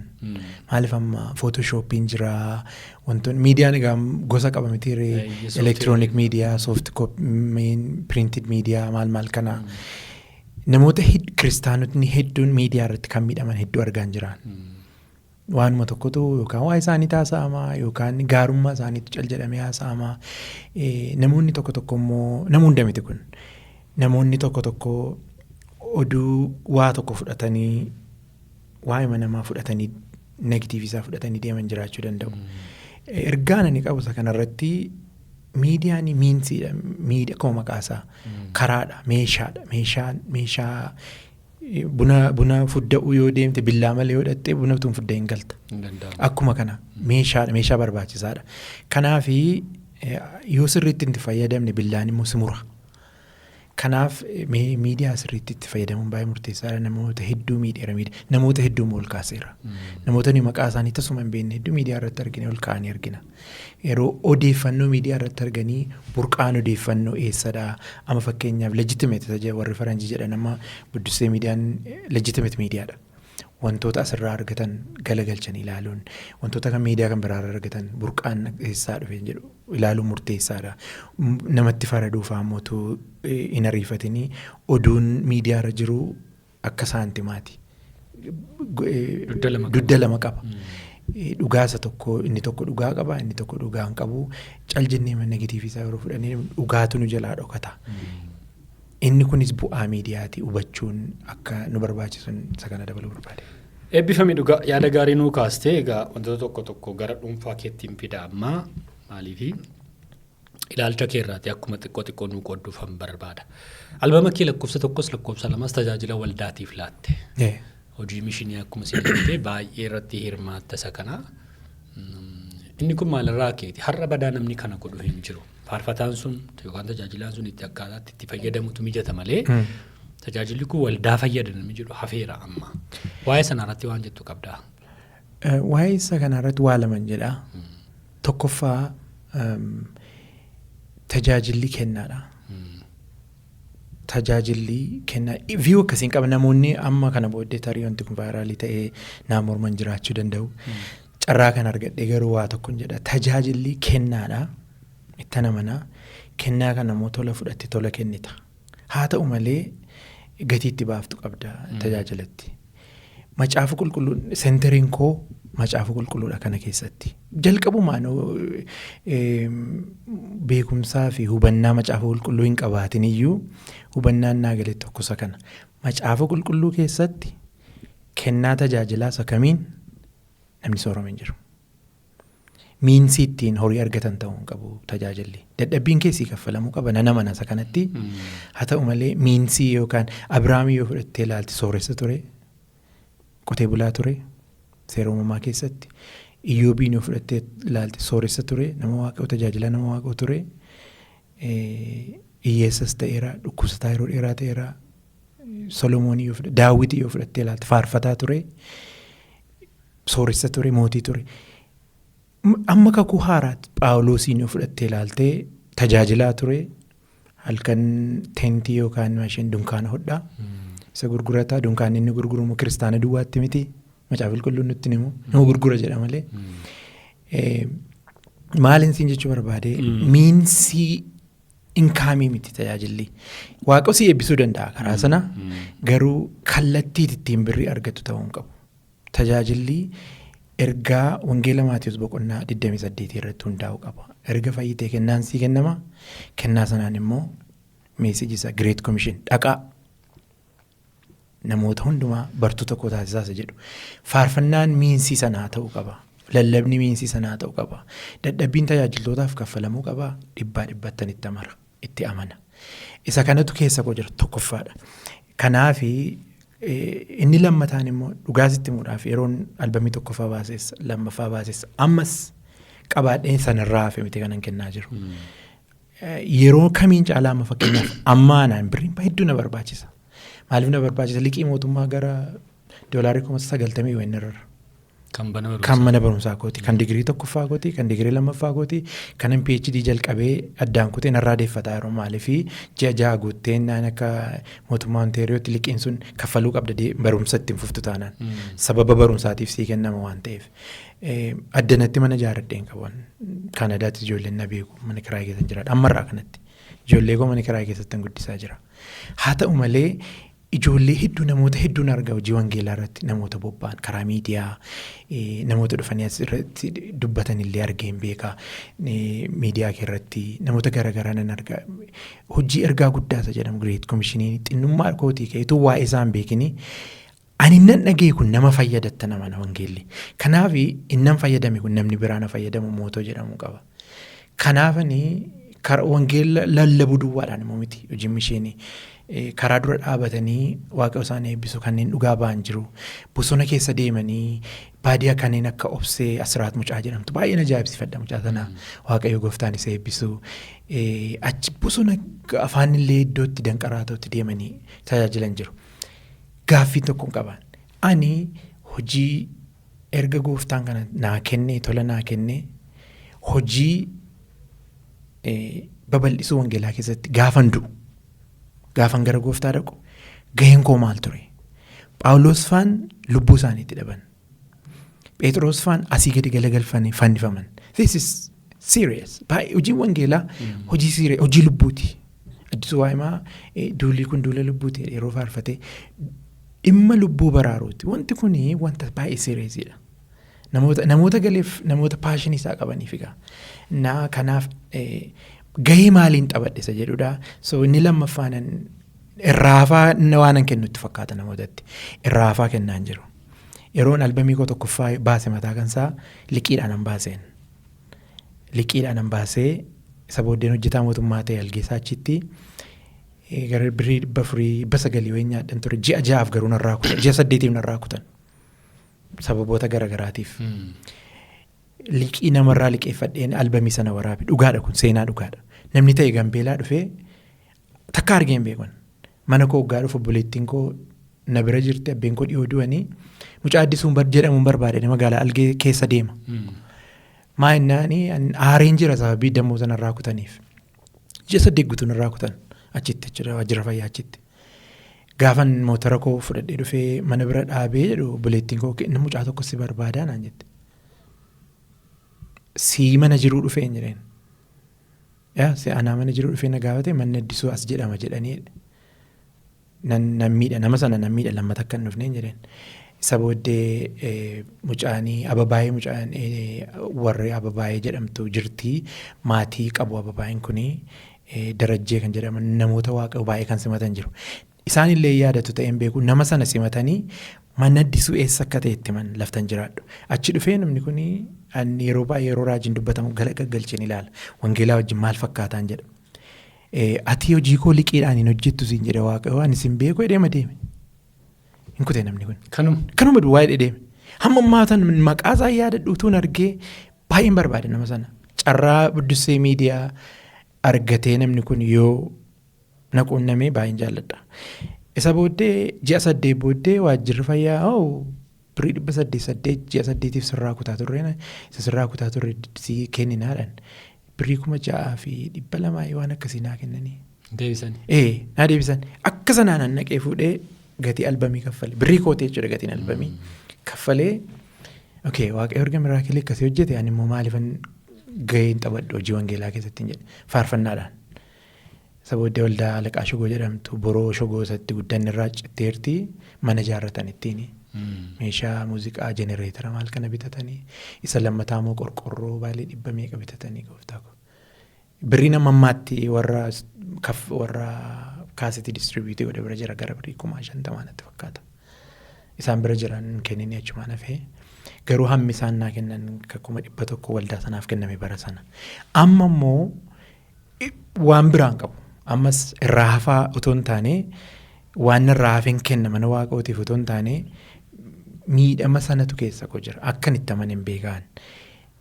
Hariyamaan guddadhee maatiin koo ortodoksii ta'an iyyuu waa'een Yesuus badaan galleef ture sa'aatii sanatti akkamitu maqaan Yesuus hidhaxxabeen xeedhaattanaan jedhee na ari'achaa turanii mana namaan ta'a ture. Mana luba keessi fixeefaa yeroo dheeraa jiraadheeraa mana obbo Yaadataa Daaksaa nama jedhamu firuma abbee kootii yeroo dheeraa jiraadheera. Utuma mara elementarii baradhu jechuudha. Waan nama neef hin beeku natti tole waa'ee Yesuus naagalee waa tokkotti naagalee faarfannaa albamii gosa lammaffaa kana keessatti eereera. Guddaa taateetu jirtu xinnaatti firoomtee qulqulluu taateetu jirtu anaaf xuraa nama kanatti firoomtee harmeen jaalala nama hundaa jaalalli na jaallachuu namiyyuu na jaallachuu danda'a. Garuu jaalalli qulqulluu ta'ee nama cubbamaadhaaf du'ee nama cubbamaa sana du'a oolchu jaalala akkasiin jiru. Seentariin kiristaanaa isa kana. Isa kanatu hamma xinnooma beekumsa gootitti naa hubatame innaani gaheen taphadhaa jedheetan waan an qaburraa akkasitiin gatii baasee maaliif reen warri du'anii jiru kun salphaadha. Ulfaadhu ani waan an kaasuu barbaadee fekkati na hubattu kanan barbaadu namoonni isa kana hubatan kanan barbaadu namoonni har'a miti akkas yaadanii kennu amanamee namni kurnoo isaa kennu iyyuu baay'ee yaraadha. Maalittiin godhuu jedhu waldaadhaan maalittiin godhuu jechuu danda'u yaada akka sanaatu ka'a. Tariitii namoonni iddoo garaagaraatti akkuma keetti yaadanii iddootti hojii wangeelaa hojjetamutti immoo waan qaban irraa ergan hinuma jiraatu. Waaqayyo gooftaan si haa eebbisu. Egaa akkuma jedhe Waaqayyo immoo gara fuulduraattis hojii baay'ee akka hojjettu kan carraasii kennu abdii guddaan qaba. Maaliif kaka'umsi har'aa kun hin badu si keessa hin dhaamu. Bara sanatti akkasti yaalti har'a ergan dhaamnee boris hin dhaama inni abdii hin qabnu. Waa'ee haadha manaa kee kaasnu. Tole. Mee waa'ee ishee waa mayartuu nutti himime. Baay'ee nama yeroo baay'ee namni umurii koo keessatti na barbaachisetti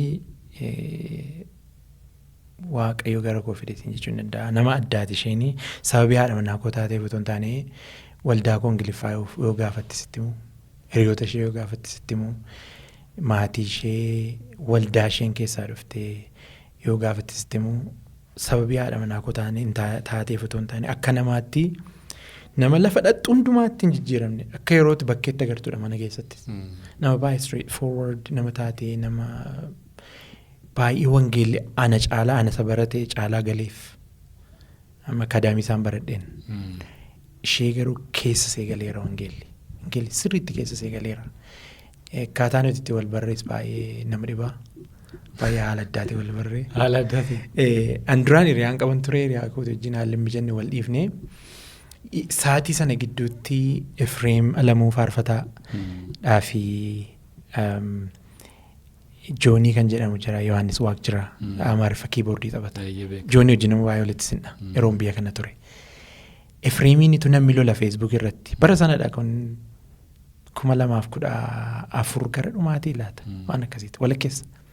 Isa booddee komentii goote iseenii yooti wanta dogoggoraa irratti argite abaluu abbee kooti harmee kooti hiriyaa kooti yiluuntaa maal inni jedhan biran jiru. Dhugaadhuma. Ishee biratti. Mana keessatti ijoollee nama yoo waa balleessanii maal taati ijoolleedha waan beekan yoon jedhee no straight.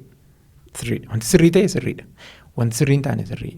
Wanti ulfina waaqootiif ta'e ulfina waaqa. Kanuma uumamu waan akkasii. Baay'ee zimmiteenyaadha garuu gaafa wanta akkasii ta'ee irraan gortisa booddee joonii kana namni tuma Facebook irratti. Joonii irraan gorean. Na jooniin akkaataan itti deebisu waan of tuulu wayii itti fakkaata isheetti.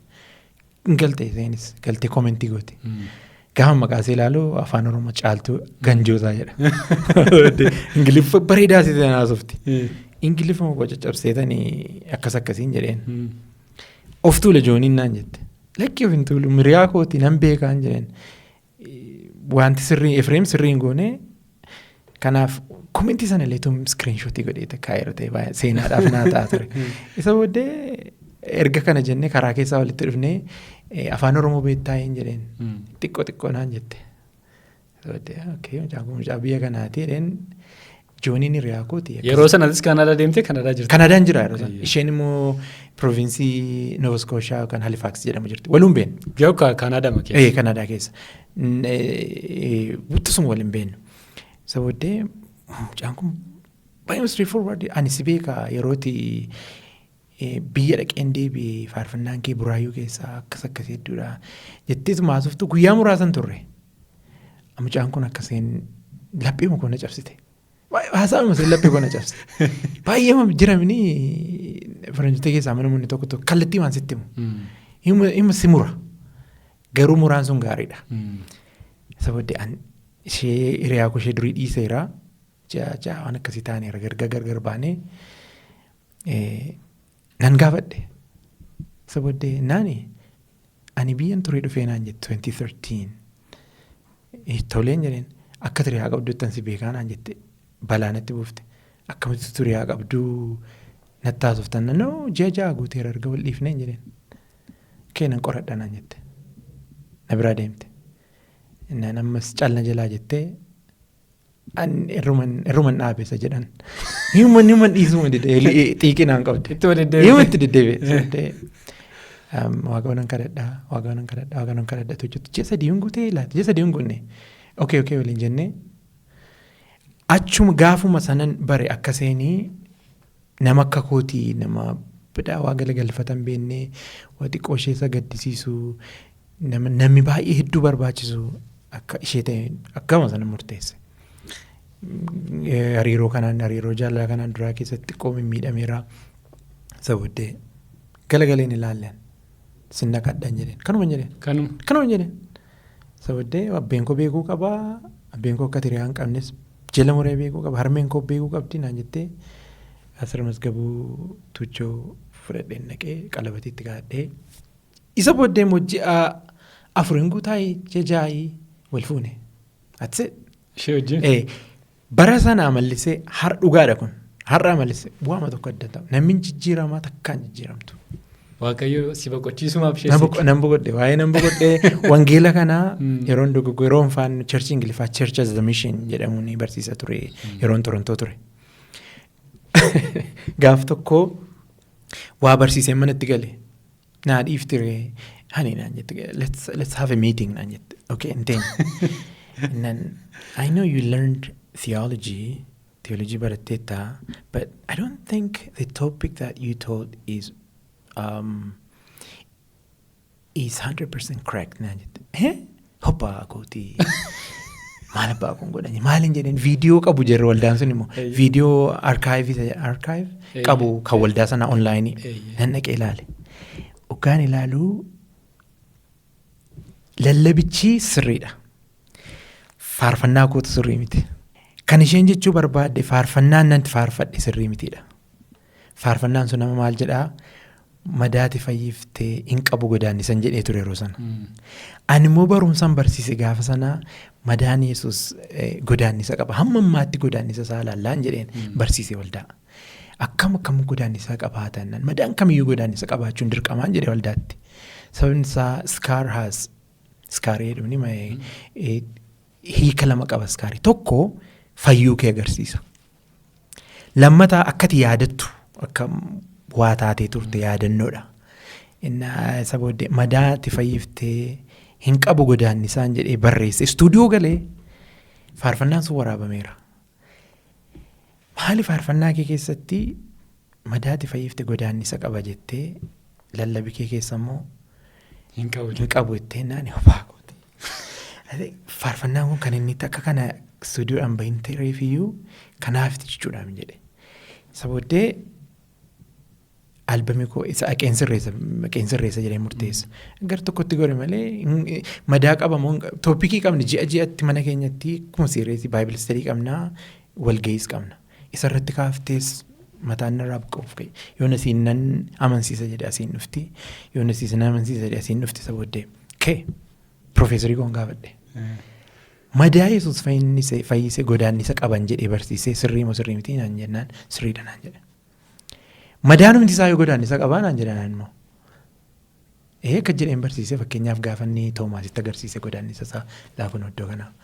Sababni isaa immoo isa laallee fayyinee yaadannoo keenya bara baraa isa booddee dafeetan madaate fayyifte sun yaadannoon godaannisaa nan yaadadha waan Yesuus irraa na fayyise akkanatti irraanfadhu hin qabu isa sana dubbachuuf immoo ana dharragaansaa jedheen walaloo koo sirreeffadhee amma albamii kanarratti sirreeteera sababa seetiif. Akadaamii illee baay'ee na caaltii mana barumsaa ogummaa fayyaa narsii gaafa barannee qabxiilee hedduu na caalti. Nan haara garuu. Nan haaraa dhumarratti caaleera malee. Jechuun karaa kana yerooti miidiyaa adda biraa irratti dubbattu walii wajjinis yeroo isin deemtanii haalota garaagaraas gatii hiriyaa taane feesbuukii irratti sirriin argaa. Baay'eedhuma intimeesiin keessan. Baay'ee haayidha. Kanaafan waa'ee ishee kaasuu barbaade waa'ee isheetiif immoo Waaqayyoon galateeffadhu dhugaa. Thank you jedhiin. Caalii Waaqayyo gooftaan si yaabbisuu baay'insi jaalladhaa baay'insi kabajaa dudda duuba koo taatee ati namni sin argu milkaanaa hojii kanaatiif Waaqayyo gaditti hojii guddaa sitti hojjetee galatoomi. Egaa sagantaa koo gara xumuraattan fidaa jira. Gaaffiiwwan dhuunfaatti namoonni waltajjii kanarra gaafa dhufan gaafatamantu jiru. Waltajjii kanarra namni dhufee gaaffii kana numa gaafatama hin hafu. Gaaffii sanan si gaafachuu barbaada. Iyesuus gaafa jedhamu namoota tokko tokkoo fi salphaadhumadha. Waama tokkotti hin fakkaatu dhandharra yaa'u. Tokko tokkoon aarsa. Tokko tokko immoo dhandhasaa keessaatu waa dafqa. Jiramti baay'ee gammada maqaa kanatu. Maqaa kanaan maaltu akka ta'eef beeka. Maqaa kanaan maqaa abdatu beeka. Maqaan kun jechuun hiika danuu qaba. Ati gaafa Iyesuus jedhamu addisuu faarfata addisuudhaaf maaltu sitti dhaga'ama akkamitti hiikite iddoo akkamii qabda maqaa kanaaf. Kanan si gaafachuu barbaada. Maqaama Iyesuus jedhamu kanaaf addisuun akkamitti fiil godha. Akkamitti itti dhaga'ama maqaan kun. Egaa siin kaasaa maqaa Iyesuusii warri jaallatan jiru warri hin jaallanne jiru. Warri maqaa sana immoo maqaa addaatti ilaalan jiru. Warri maqaa sana immoo maqaa hin taanetti ilaalan jiru.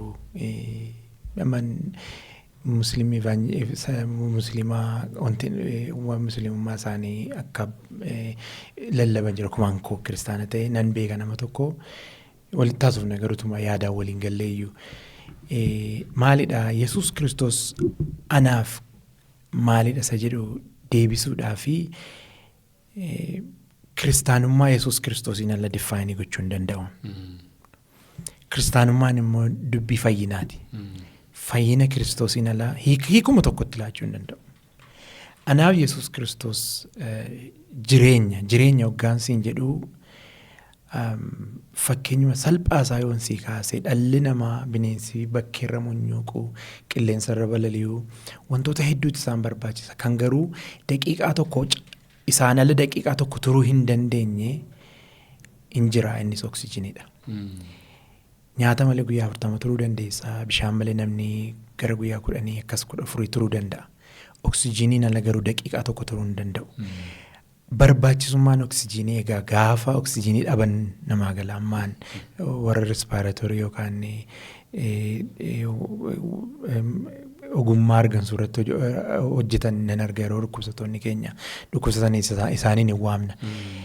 Ogummaa argansuu gaafa oksijinii dhabduu ariifattee arganta qaamni kee baay'ee barbaadaara waan ta'eef isaan alla daqiiqaa tokko caalaa yoo baay'ate jiraachuu hin dandeessu. Akkasumas qurxummii galaana keessaa qurxummiin bishaan malee jiraachuu hin danda'u. Akka qurxummiin barbaachisummaa oksijiniidhaa gaafa oksijinii dhabdu sitti mul'ata. Gaafa arganuu jalqabdu. I can't breathe. Arganuu hin danda'u. Qaamni koo goggogee arganuu hin danda'u na barbaachisa. Nama sanatu sitti himuu danda'a barbaachisummaa oksijinii.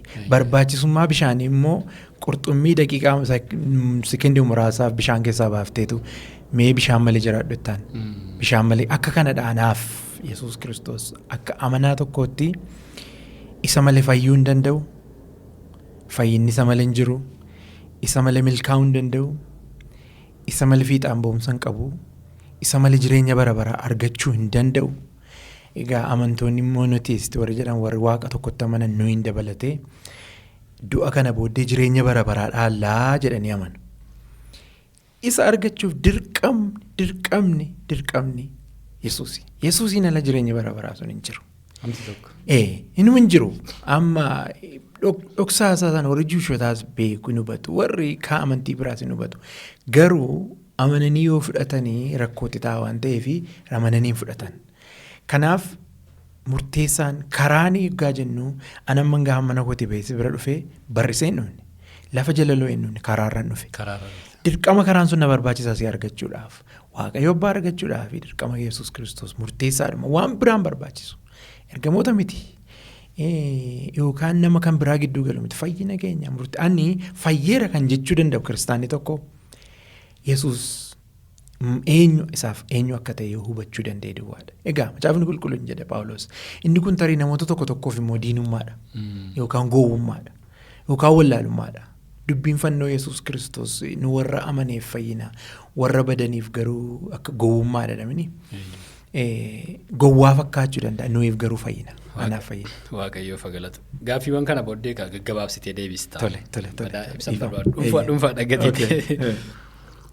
Jireenya isaa keessatti namni hin qorama. Namni kamiyyuu bu'aa bahiin jira gidiraan qoramaan ni jira. Gaafa qoramtu gaafa baay'ee aartu maal gootaati? Otuu irra gaafatte gaarii ture isa kana an jireenyi koo dhalootumaa ka'e hamma guyyaa har'aatti milkaa'inan qoramsa malee dabarse tokko hin jiru. Yeroo hundumaa namumti baay'ee natti siqillee qoramsa dhandhama. Maaliif akka ta'e garuu hin beeku. Maaliif amma bakkee koo namni hin beeku. Kanan dura saasaadhee hin beeku. Qoramsa yeroo hundumaa waanuma kamiini barumsa irratti jireenya irratti numa qorama. Maal gootaasa jedhuuf yeroo hedduu wantan godhuu qophaan ba'an. Kophaa kee. Gaafa qoramsa natti dhufee namatti naasa'u maaliif yookaan rakkoo sana giraaveetii godha yookaan immoo waan namni biraan sirrii ta'e natti fakkaata yookaan immoo amantii koo qoramu godha waan ta'eef waan sana dhaabuun barbaada. Kophaattan ba'a tokko yeroon kophaatti garuu waaqayyoon gaaffii tokko yeroo hundumaan kadhadha. Yeroo hundumaan gaafadha isa kana. Innis maanni qoramuu koo kanaan wanti na qoru kun immoo ganna buusee tarii waaqayyoon karaan beekamanii ulfina keessaa argata yoo ta'e let it be haa ta'u. Kun inni loojikii kooti. Gaafan kana fayyadamu tokko nagaan argadha. Lammata immoo guyyaa 2-3 yookaan yeroo qoramsiisuun darbu nagaa hamma nan jedhamne hin argadhu. Dhuguun kun dubbii dhugaadha. Warri koo yaaddofti isa booddee yeroon kophaa mukoon roomii koottan galee yeroo roomii addaa ijoollee qabu ijoollee roomii isaanii keessaa ba'een kophaa mukoon ta'a inuman ta'a dukkana keessa dukkana fa'aa keessan ta'a. Isa booddee ofitti deebi'a. Qoramsi kun sababii kootiif natti dhufe immoo yoo natti dhufe immoo akkamittiin kompromaasii keessa darba. Yommuu karaa biraa natti dhufe immoo kan qorama seexanannaa qoruuf natti fide immoo akkamiinan immoo sagalee waaqayyoo keessaa immoo maaltu na jajjabeessa wangeela ofuma barbaada. Yeroo kamiin iyyuu kanan hin jenne waaqayyo situ na qore jechuu hin danda'u. Yookaan anaa yookaan namaa yookaan immoo seexan. Garuu waaqayyo waan sanatti fayyadama. Waan sanatti fayyadama. Qoramsa isa kootti fayyadame yookaan na qaraa yookaan na jijjiiraa yookaan immoo yaada koo qalbii koo akka hin geeddaradhu godha. Si barsiisa. Kun waanuma qabatamaadha. Waaqayyoo faagalata. Egaa jireenya namni hundumtuun qorama gati ta'eef yeroo qoramu namni maal godha isa jedhu baruun barbaada kanaaf ani waa'ee Yesuus namni maal yaada. Jireenya koo keessatti guyyaa kana irraanfadhu miimoorii koo keessa kam yaadatta naan jedhan guyyaa kana nan yaadadha waan jettu qabdaa? Gabaabaatti guyyaa Jimmaa Yuunivarsiitiitu hin jiru. Maatiin koo namanni yeroo sana naman tajaajila garuu tasuma hin irraanfadhu kana. Miyaziyaa jedhu yeroo sana miyaziyaa 16 natti fakkaata 16 bara 2004 akka bara 2005 akka faranjiitti. Bilbila ofii keenyaan qabnu alabaanee namsuuqiin tokko jira teeleesentarii kan namaatti nama dhuunfaa Jibriil jedhama Islaam nuu fuudha ergaa nuu fuudha dambidoolloodhaa gaafa naa bilbilan garaa makootti yaanne garuu gaaf tokko waaqa akka dinqee hojjetu nan beekaa bilbilannaa bilbila harmeen keessi barbaaddii naan jedhan tolee nannaqee gaafa bilbila kaasu waaqayyoo kee waaqa sirriidhaamanii ani kiristaana pheenxeen ta'e naan jedhan nan bu'e miti maaliif akkas naaree nu ari'attu abbeen kee durumaa dhossee dhaqa garuu ani gaafa sana nanamane naan jedhan ani nan yaadadha Tamasgee Mucaa jedhamu riyaan koo amma Kanaadaa jira boo'icha anaa boo'u takka anaa arganii hin beekan hiqqireen boo'i gaduman taa'ee tole mammaa jedheetan baay'ee fayyaa ta'a mammaa jedhen haasa'uu hin dandeenye nan cufe. Maaliif dhimma hafuuraati kun tokkoffaatti kun isa kanaan baay'ee umurii koo keessatti hin irraanfanne inni lammataan gaafan fuudhe. Umurii koo keessatti hin irraanfanne. Guyyoota baay'ee jira jireenya namaa keessatti guyyoon hin irraanfatamne. Akkuma nama kaanii namni hin gaabba. Addisuun gaabbii qabaa? Egaa muuxannoodhaan dhufanni kun hin gaabbuwan. Jireenya kee keessatti waan itti gaabbitu hin qabu. Waan inni itti gaabbu hin qabu akka riisorsiitti durii yeroon yaangii ture utuma nama akkasii ta'e utuma akkas ta'e utuma barumsa akkasii qaban utuma kana gochuu baadhee wantoota na gaabbisiisan hin jiru. Garuu gaabbii hoggaa jedhamu negatiivii isaan fudhadhatoo hin taane wanta na gaabbisiisuuf ka'ee baay'ee kana warra koorraan bare yeroo hundumaa poozitiiv saayidii waa tokko ilaalti. Wanta na gaabbisiisaa laata jedhee ani yaadu utuma kana gochuu baadhee wanti jedhamu jira. Anaa fi inni akka koorsii tokko gaabbiin anaaf akka koorsii barumsa koorsii tokko. Katti baratamu. Yoo xinnaate waa tokko kan lamarraan baradha. Kanaaf nan gaabba jechuurraa nan baradhe yoon jedhe na wayya. Thank you.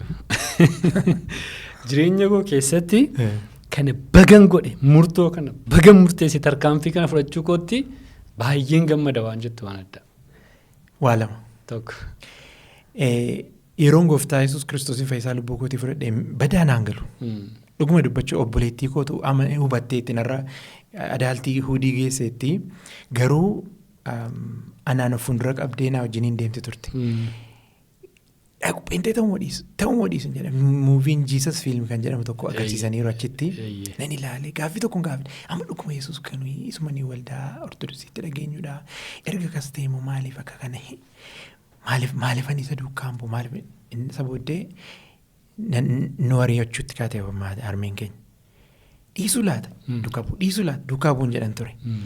Hamma ammaatti disishinii addaa jireenya foonii keessatti disishinii baay'ee murteesseen dudduuba deebi'ee ilaalan ta'amuun ta'udha. Hamma ammaatti gara fedhatta baasu wanta murtoo addaa ta'ee gammadu mucummaa koo yaangii yeroon baay'ee yaangii ture waggaa 11 baay'ee mucaadha.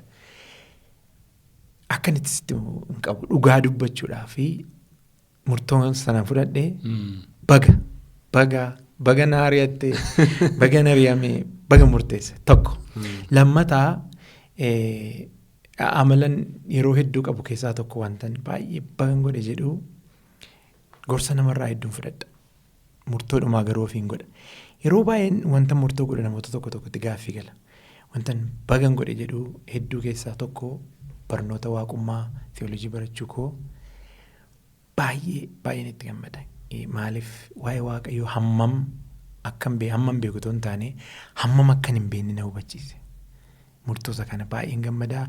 Inni kan biraanii warra koo wajjin wal argee murtoo yeroo gabaabaa keessatti gochuun koo inni baay'ee murteessaadha. Baga murteessee baga na fuura kutee. Inni kan biraanii waltajjii kanarratti namoota gaafadhu yeroo tokko namoonni carraan argatanii beekan kun mata duree guddaadha bal'aadha. Nama dhiifama gaafachuu barbaaddu kaan immoo tun dhimma kanarratti dhiifama gaafadhe waan jettu qabdaa. Egaa nama kamiiniyyuu yoon maqaadhaan dhahuu baadhee maqaan yaadadhaa. Eenyuun yoo ta'u yeroo yaangii ture yeroon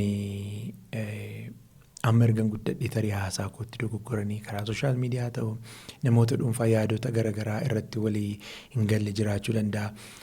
Akkan gaddisiise kanan hin beekne garuu kan natti gaddan jiraachuu danda'u. Carraa kana naa laattee utuu hafuurriif foonni koo wal keessa jiru.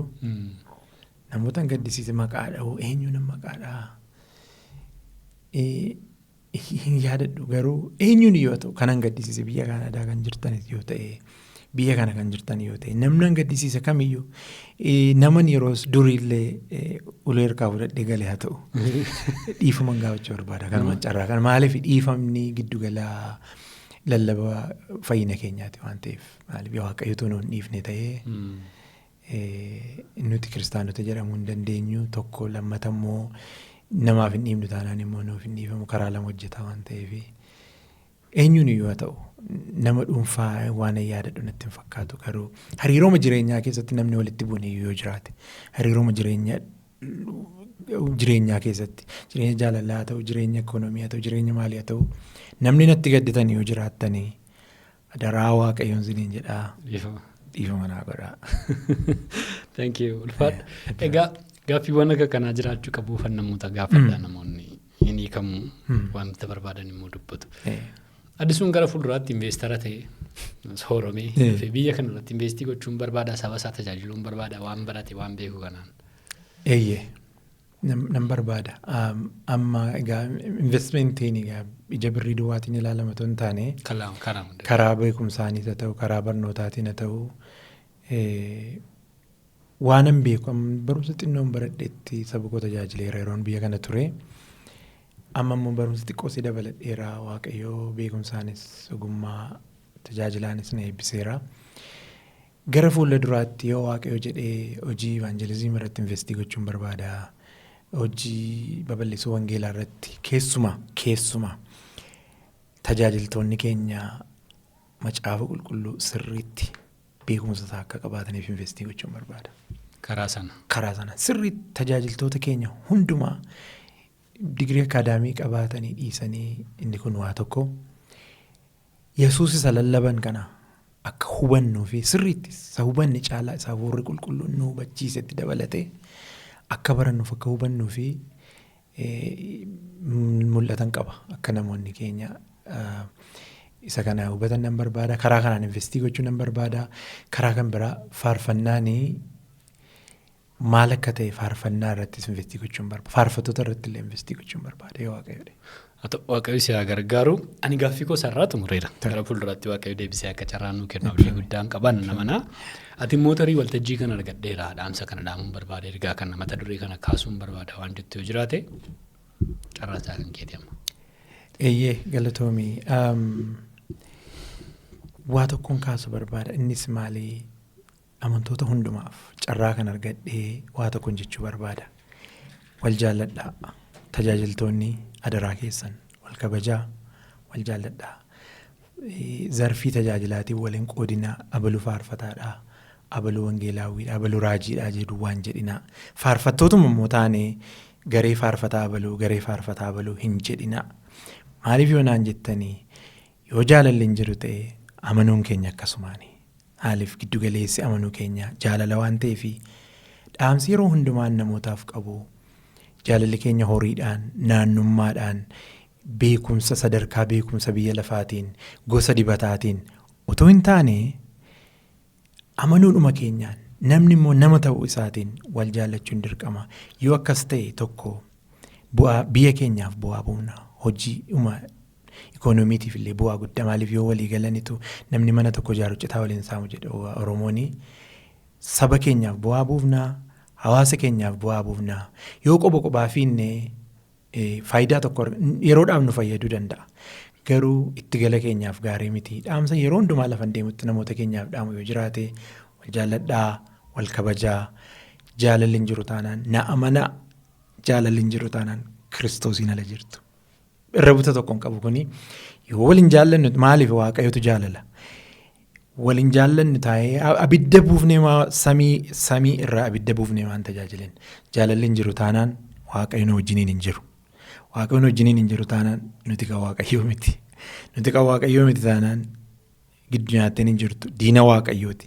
Waldaa keessaa abidda buusuu hin danda'ama. Ana qabatee anis hundi keenya wala jaallannu tokkummaa qabaannu faarfattoonni walitti adeemaa lallabdoonni wal kabajaa wal jaalladhaa quba walitti hin qabinaa xurii walirraa miicaa xurii walirratti hin lakkaa'inaa xurii walirraa miicaa hammeenya walii yaadinaa kufaatii walii yaadinaa abaluun gadi buuseen ofii kootii ol baayo jettan inni kun milkaa'ina miti inni kun kufaatii asii achi gadi galagalanii kufanidha waan ta'eef ciqilee namaarra dhaabatanii milkaa'u jechuun kufaatiin caalleedha. Adaraa anan carraa kanan argadhee dhiifamaa guddaanaa godhaattan fayyadamaa jaalala gaafa ta'u bar tokko addisuun bara 2026 akkas jedhe jechuu dandeessu dhaloonni itti aantan illee dhaloonni kana booddee dhuftan jaalalli bu'aa inni qabu arguu dandeessu waan ta'eef akka dhuunfaatti nagaa isinii kennaa akka sabaatiif akka uummata akka tajaajilta amanootaati immoo argamu waaqayyootiif ragaadha. Waaqayyo sana eebbisu. Dursee miidiyaa gammachiis waaqayyo gooftaan si eebbisu yeroo gabaabaa kana keessatti carraa addaa kana naalaattee waan keessa kootti ukkaamame jiru akkan xaaxessuu fi waan carraa kana naalaatteef waaqayyo gooftaan si eebbisu qaamaan illee kanaan dura wal arguu baanne wantoonni garaagaraa walitti nu fidu turanii garuu yeroo muraasa keessatti bilbila koo lafatti argattee hin beeku bilbila biyya keessaa naa bilbiltee na waamuu keetti har'aa birthday mucaa kootiiti waaree booda nama arguun qaba galgala immoo tajaajilan qaba JCPdha.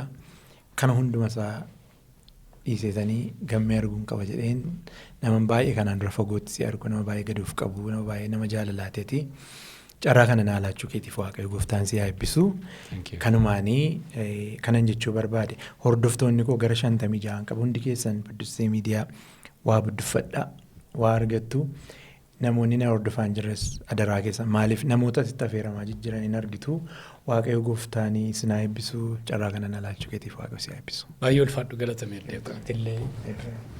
atillee yeroo muddamaa yeroo akka kana baay'ee ko'oon mataa taatee jirtu kanatti dhuftee na wajjin yeroo dabarsuu keetiif daawwattoota Buddusee Miidiyaa irratti argamuu keetiif guddaa godheensi galateeffadha. Eebbifamii yeroon kee hafe tajaajilli kee barree hafe eebbifamaa haa ta'uun siin jedha. Waaqayyo si haa kabaju. Amiin. Kabajan eebbifametillee. Thank you.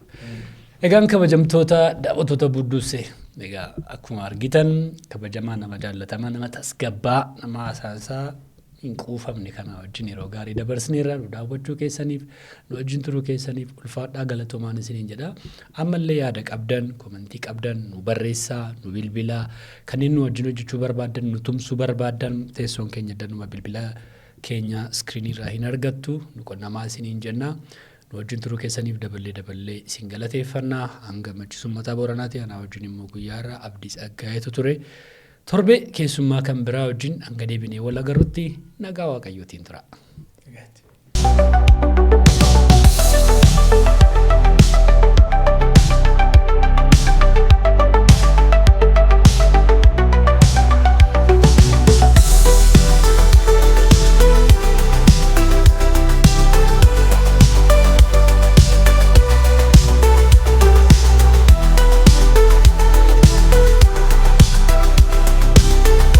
Barri bara dorgommiiti bara fiigichaa adeemsaaf kallattii addunyaa beekuuf ammoo teeknooloojii fayyadamuun filannoo osoo hin taane dirqama ta'ee jira.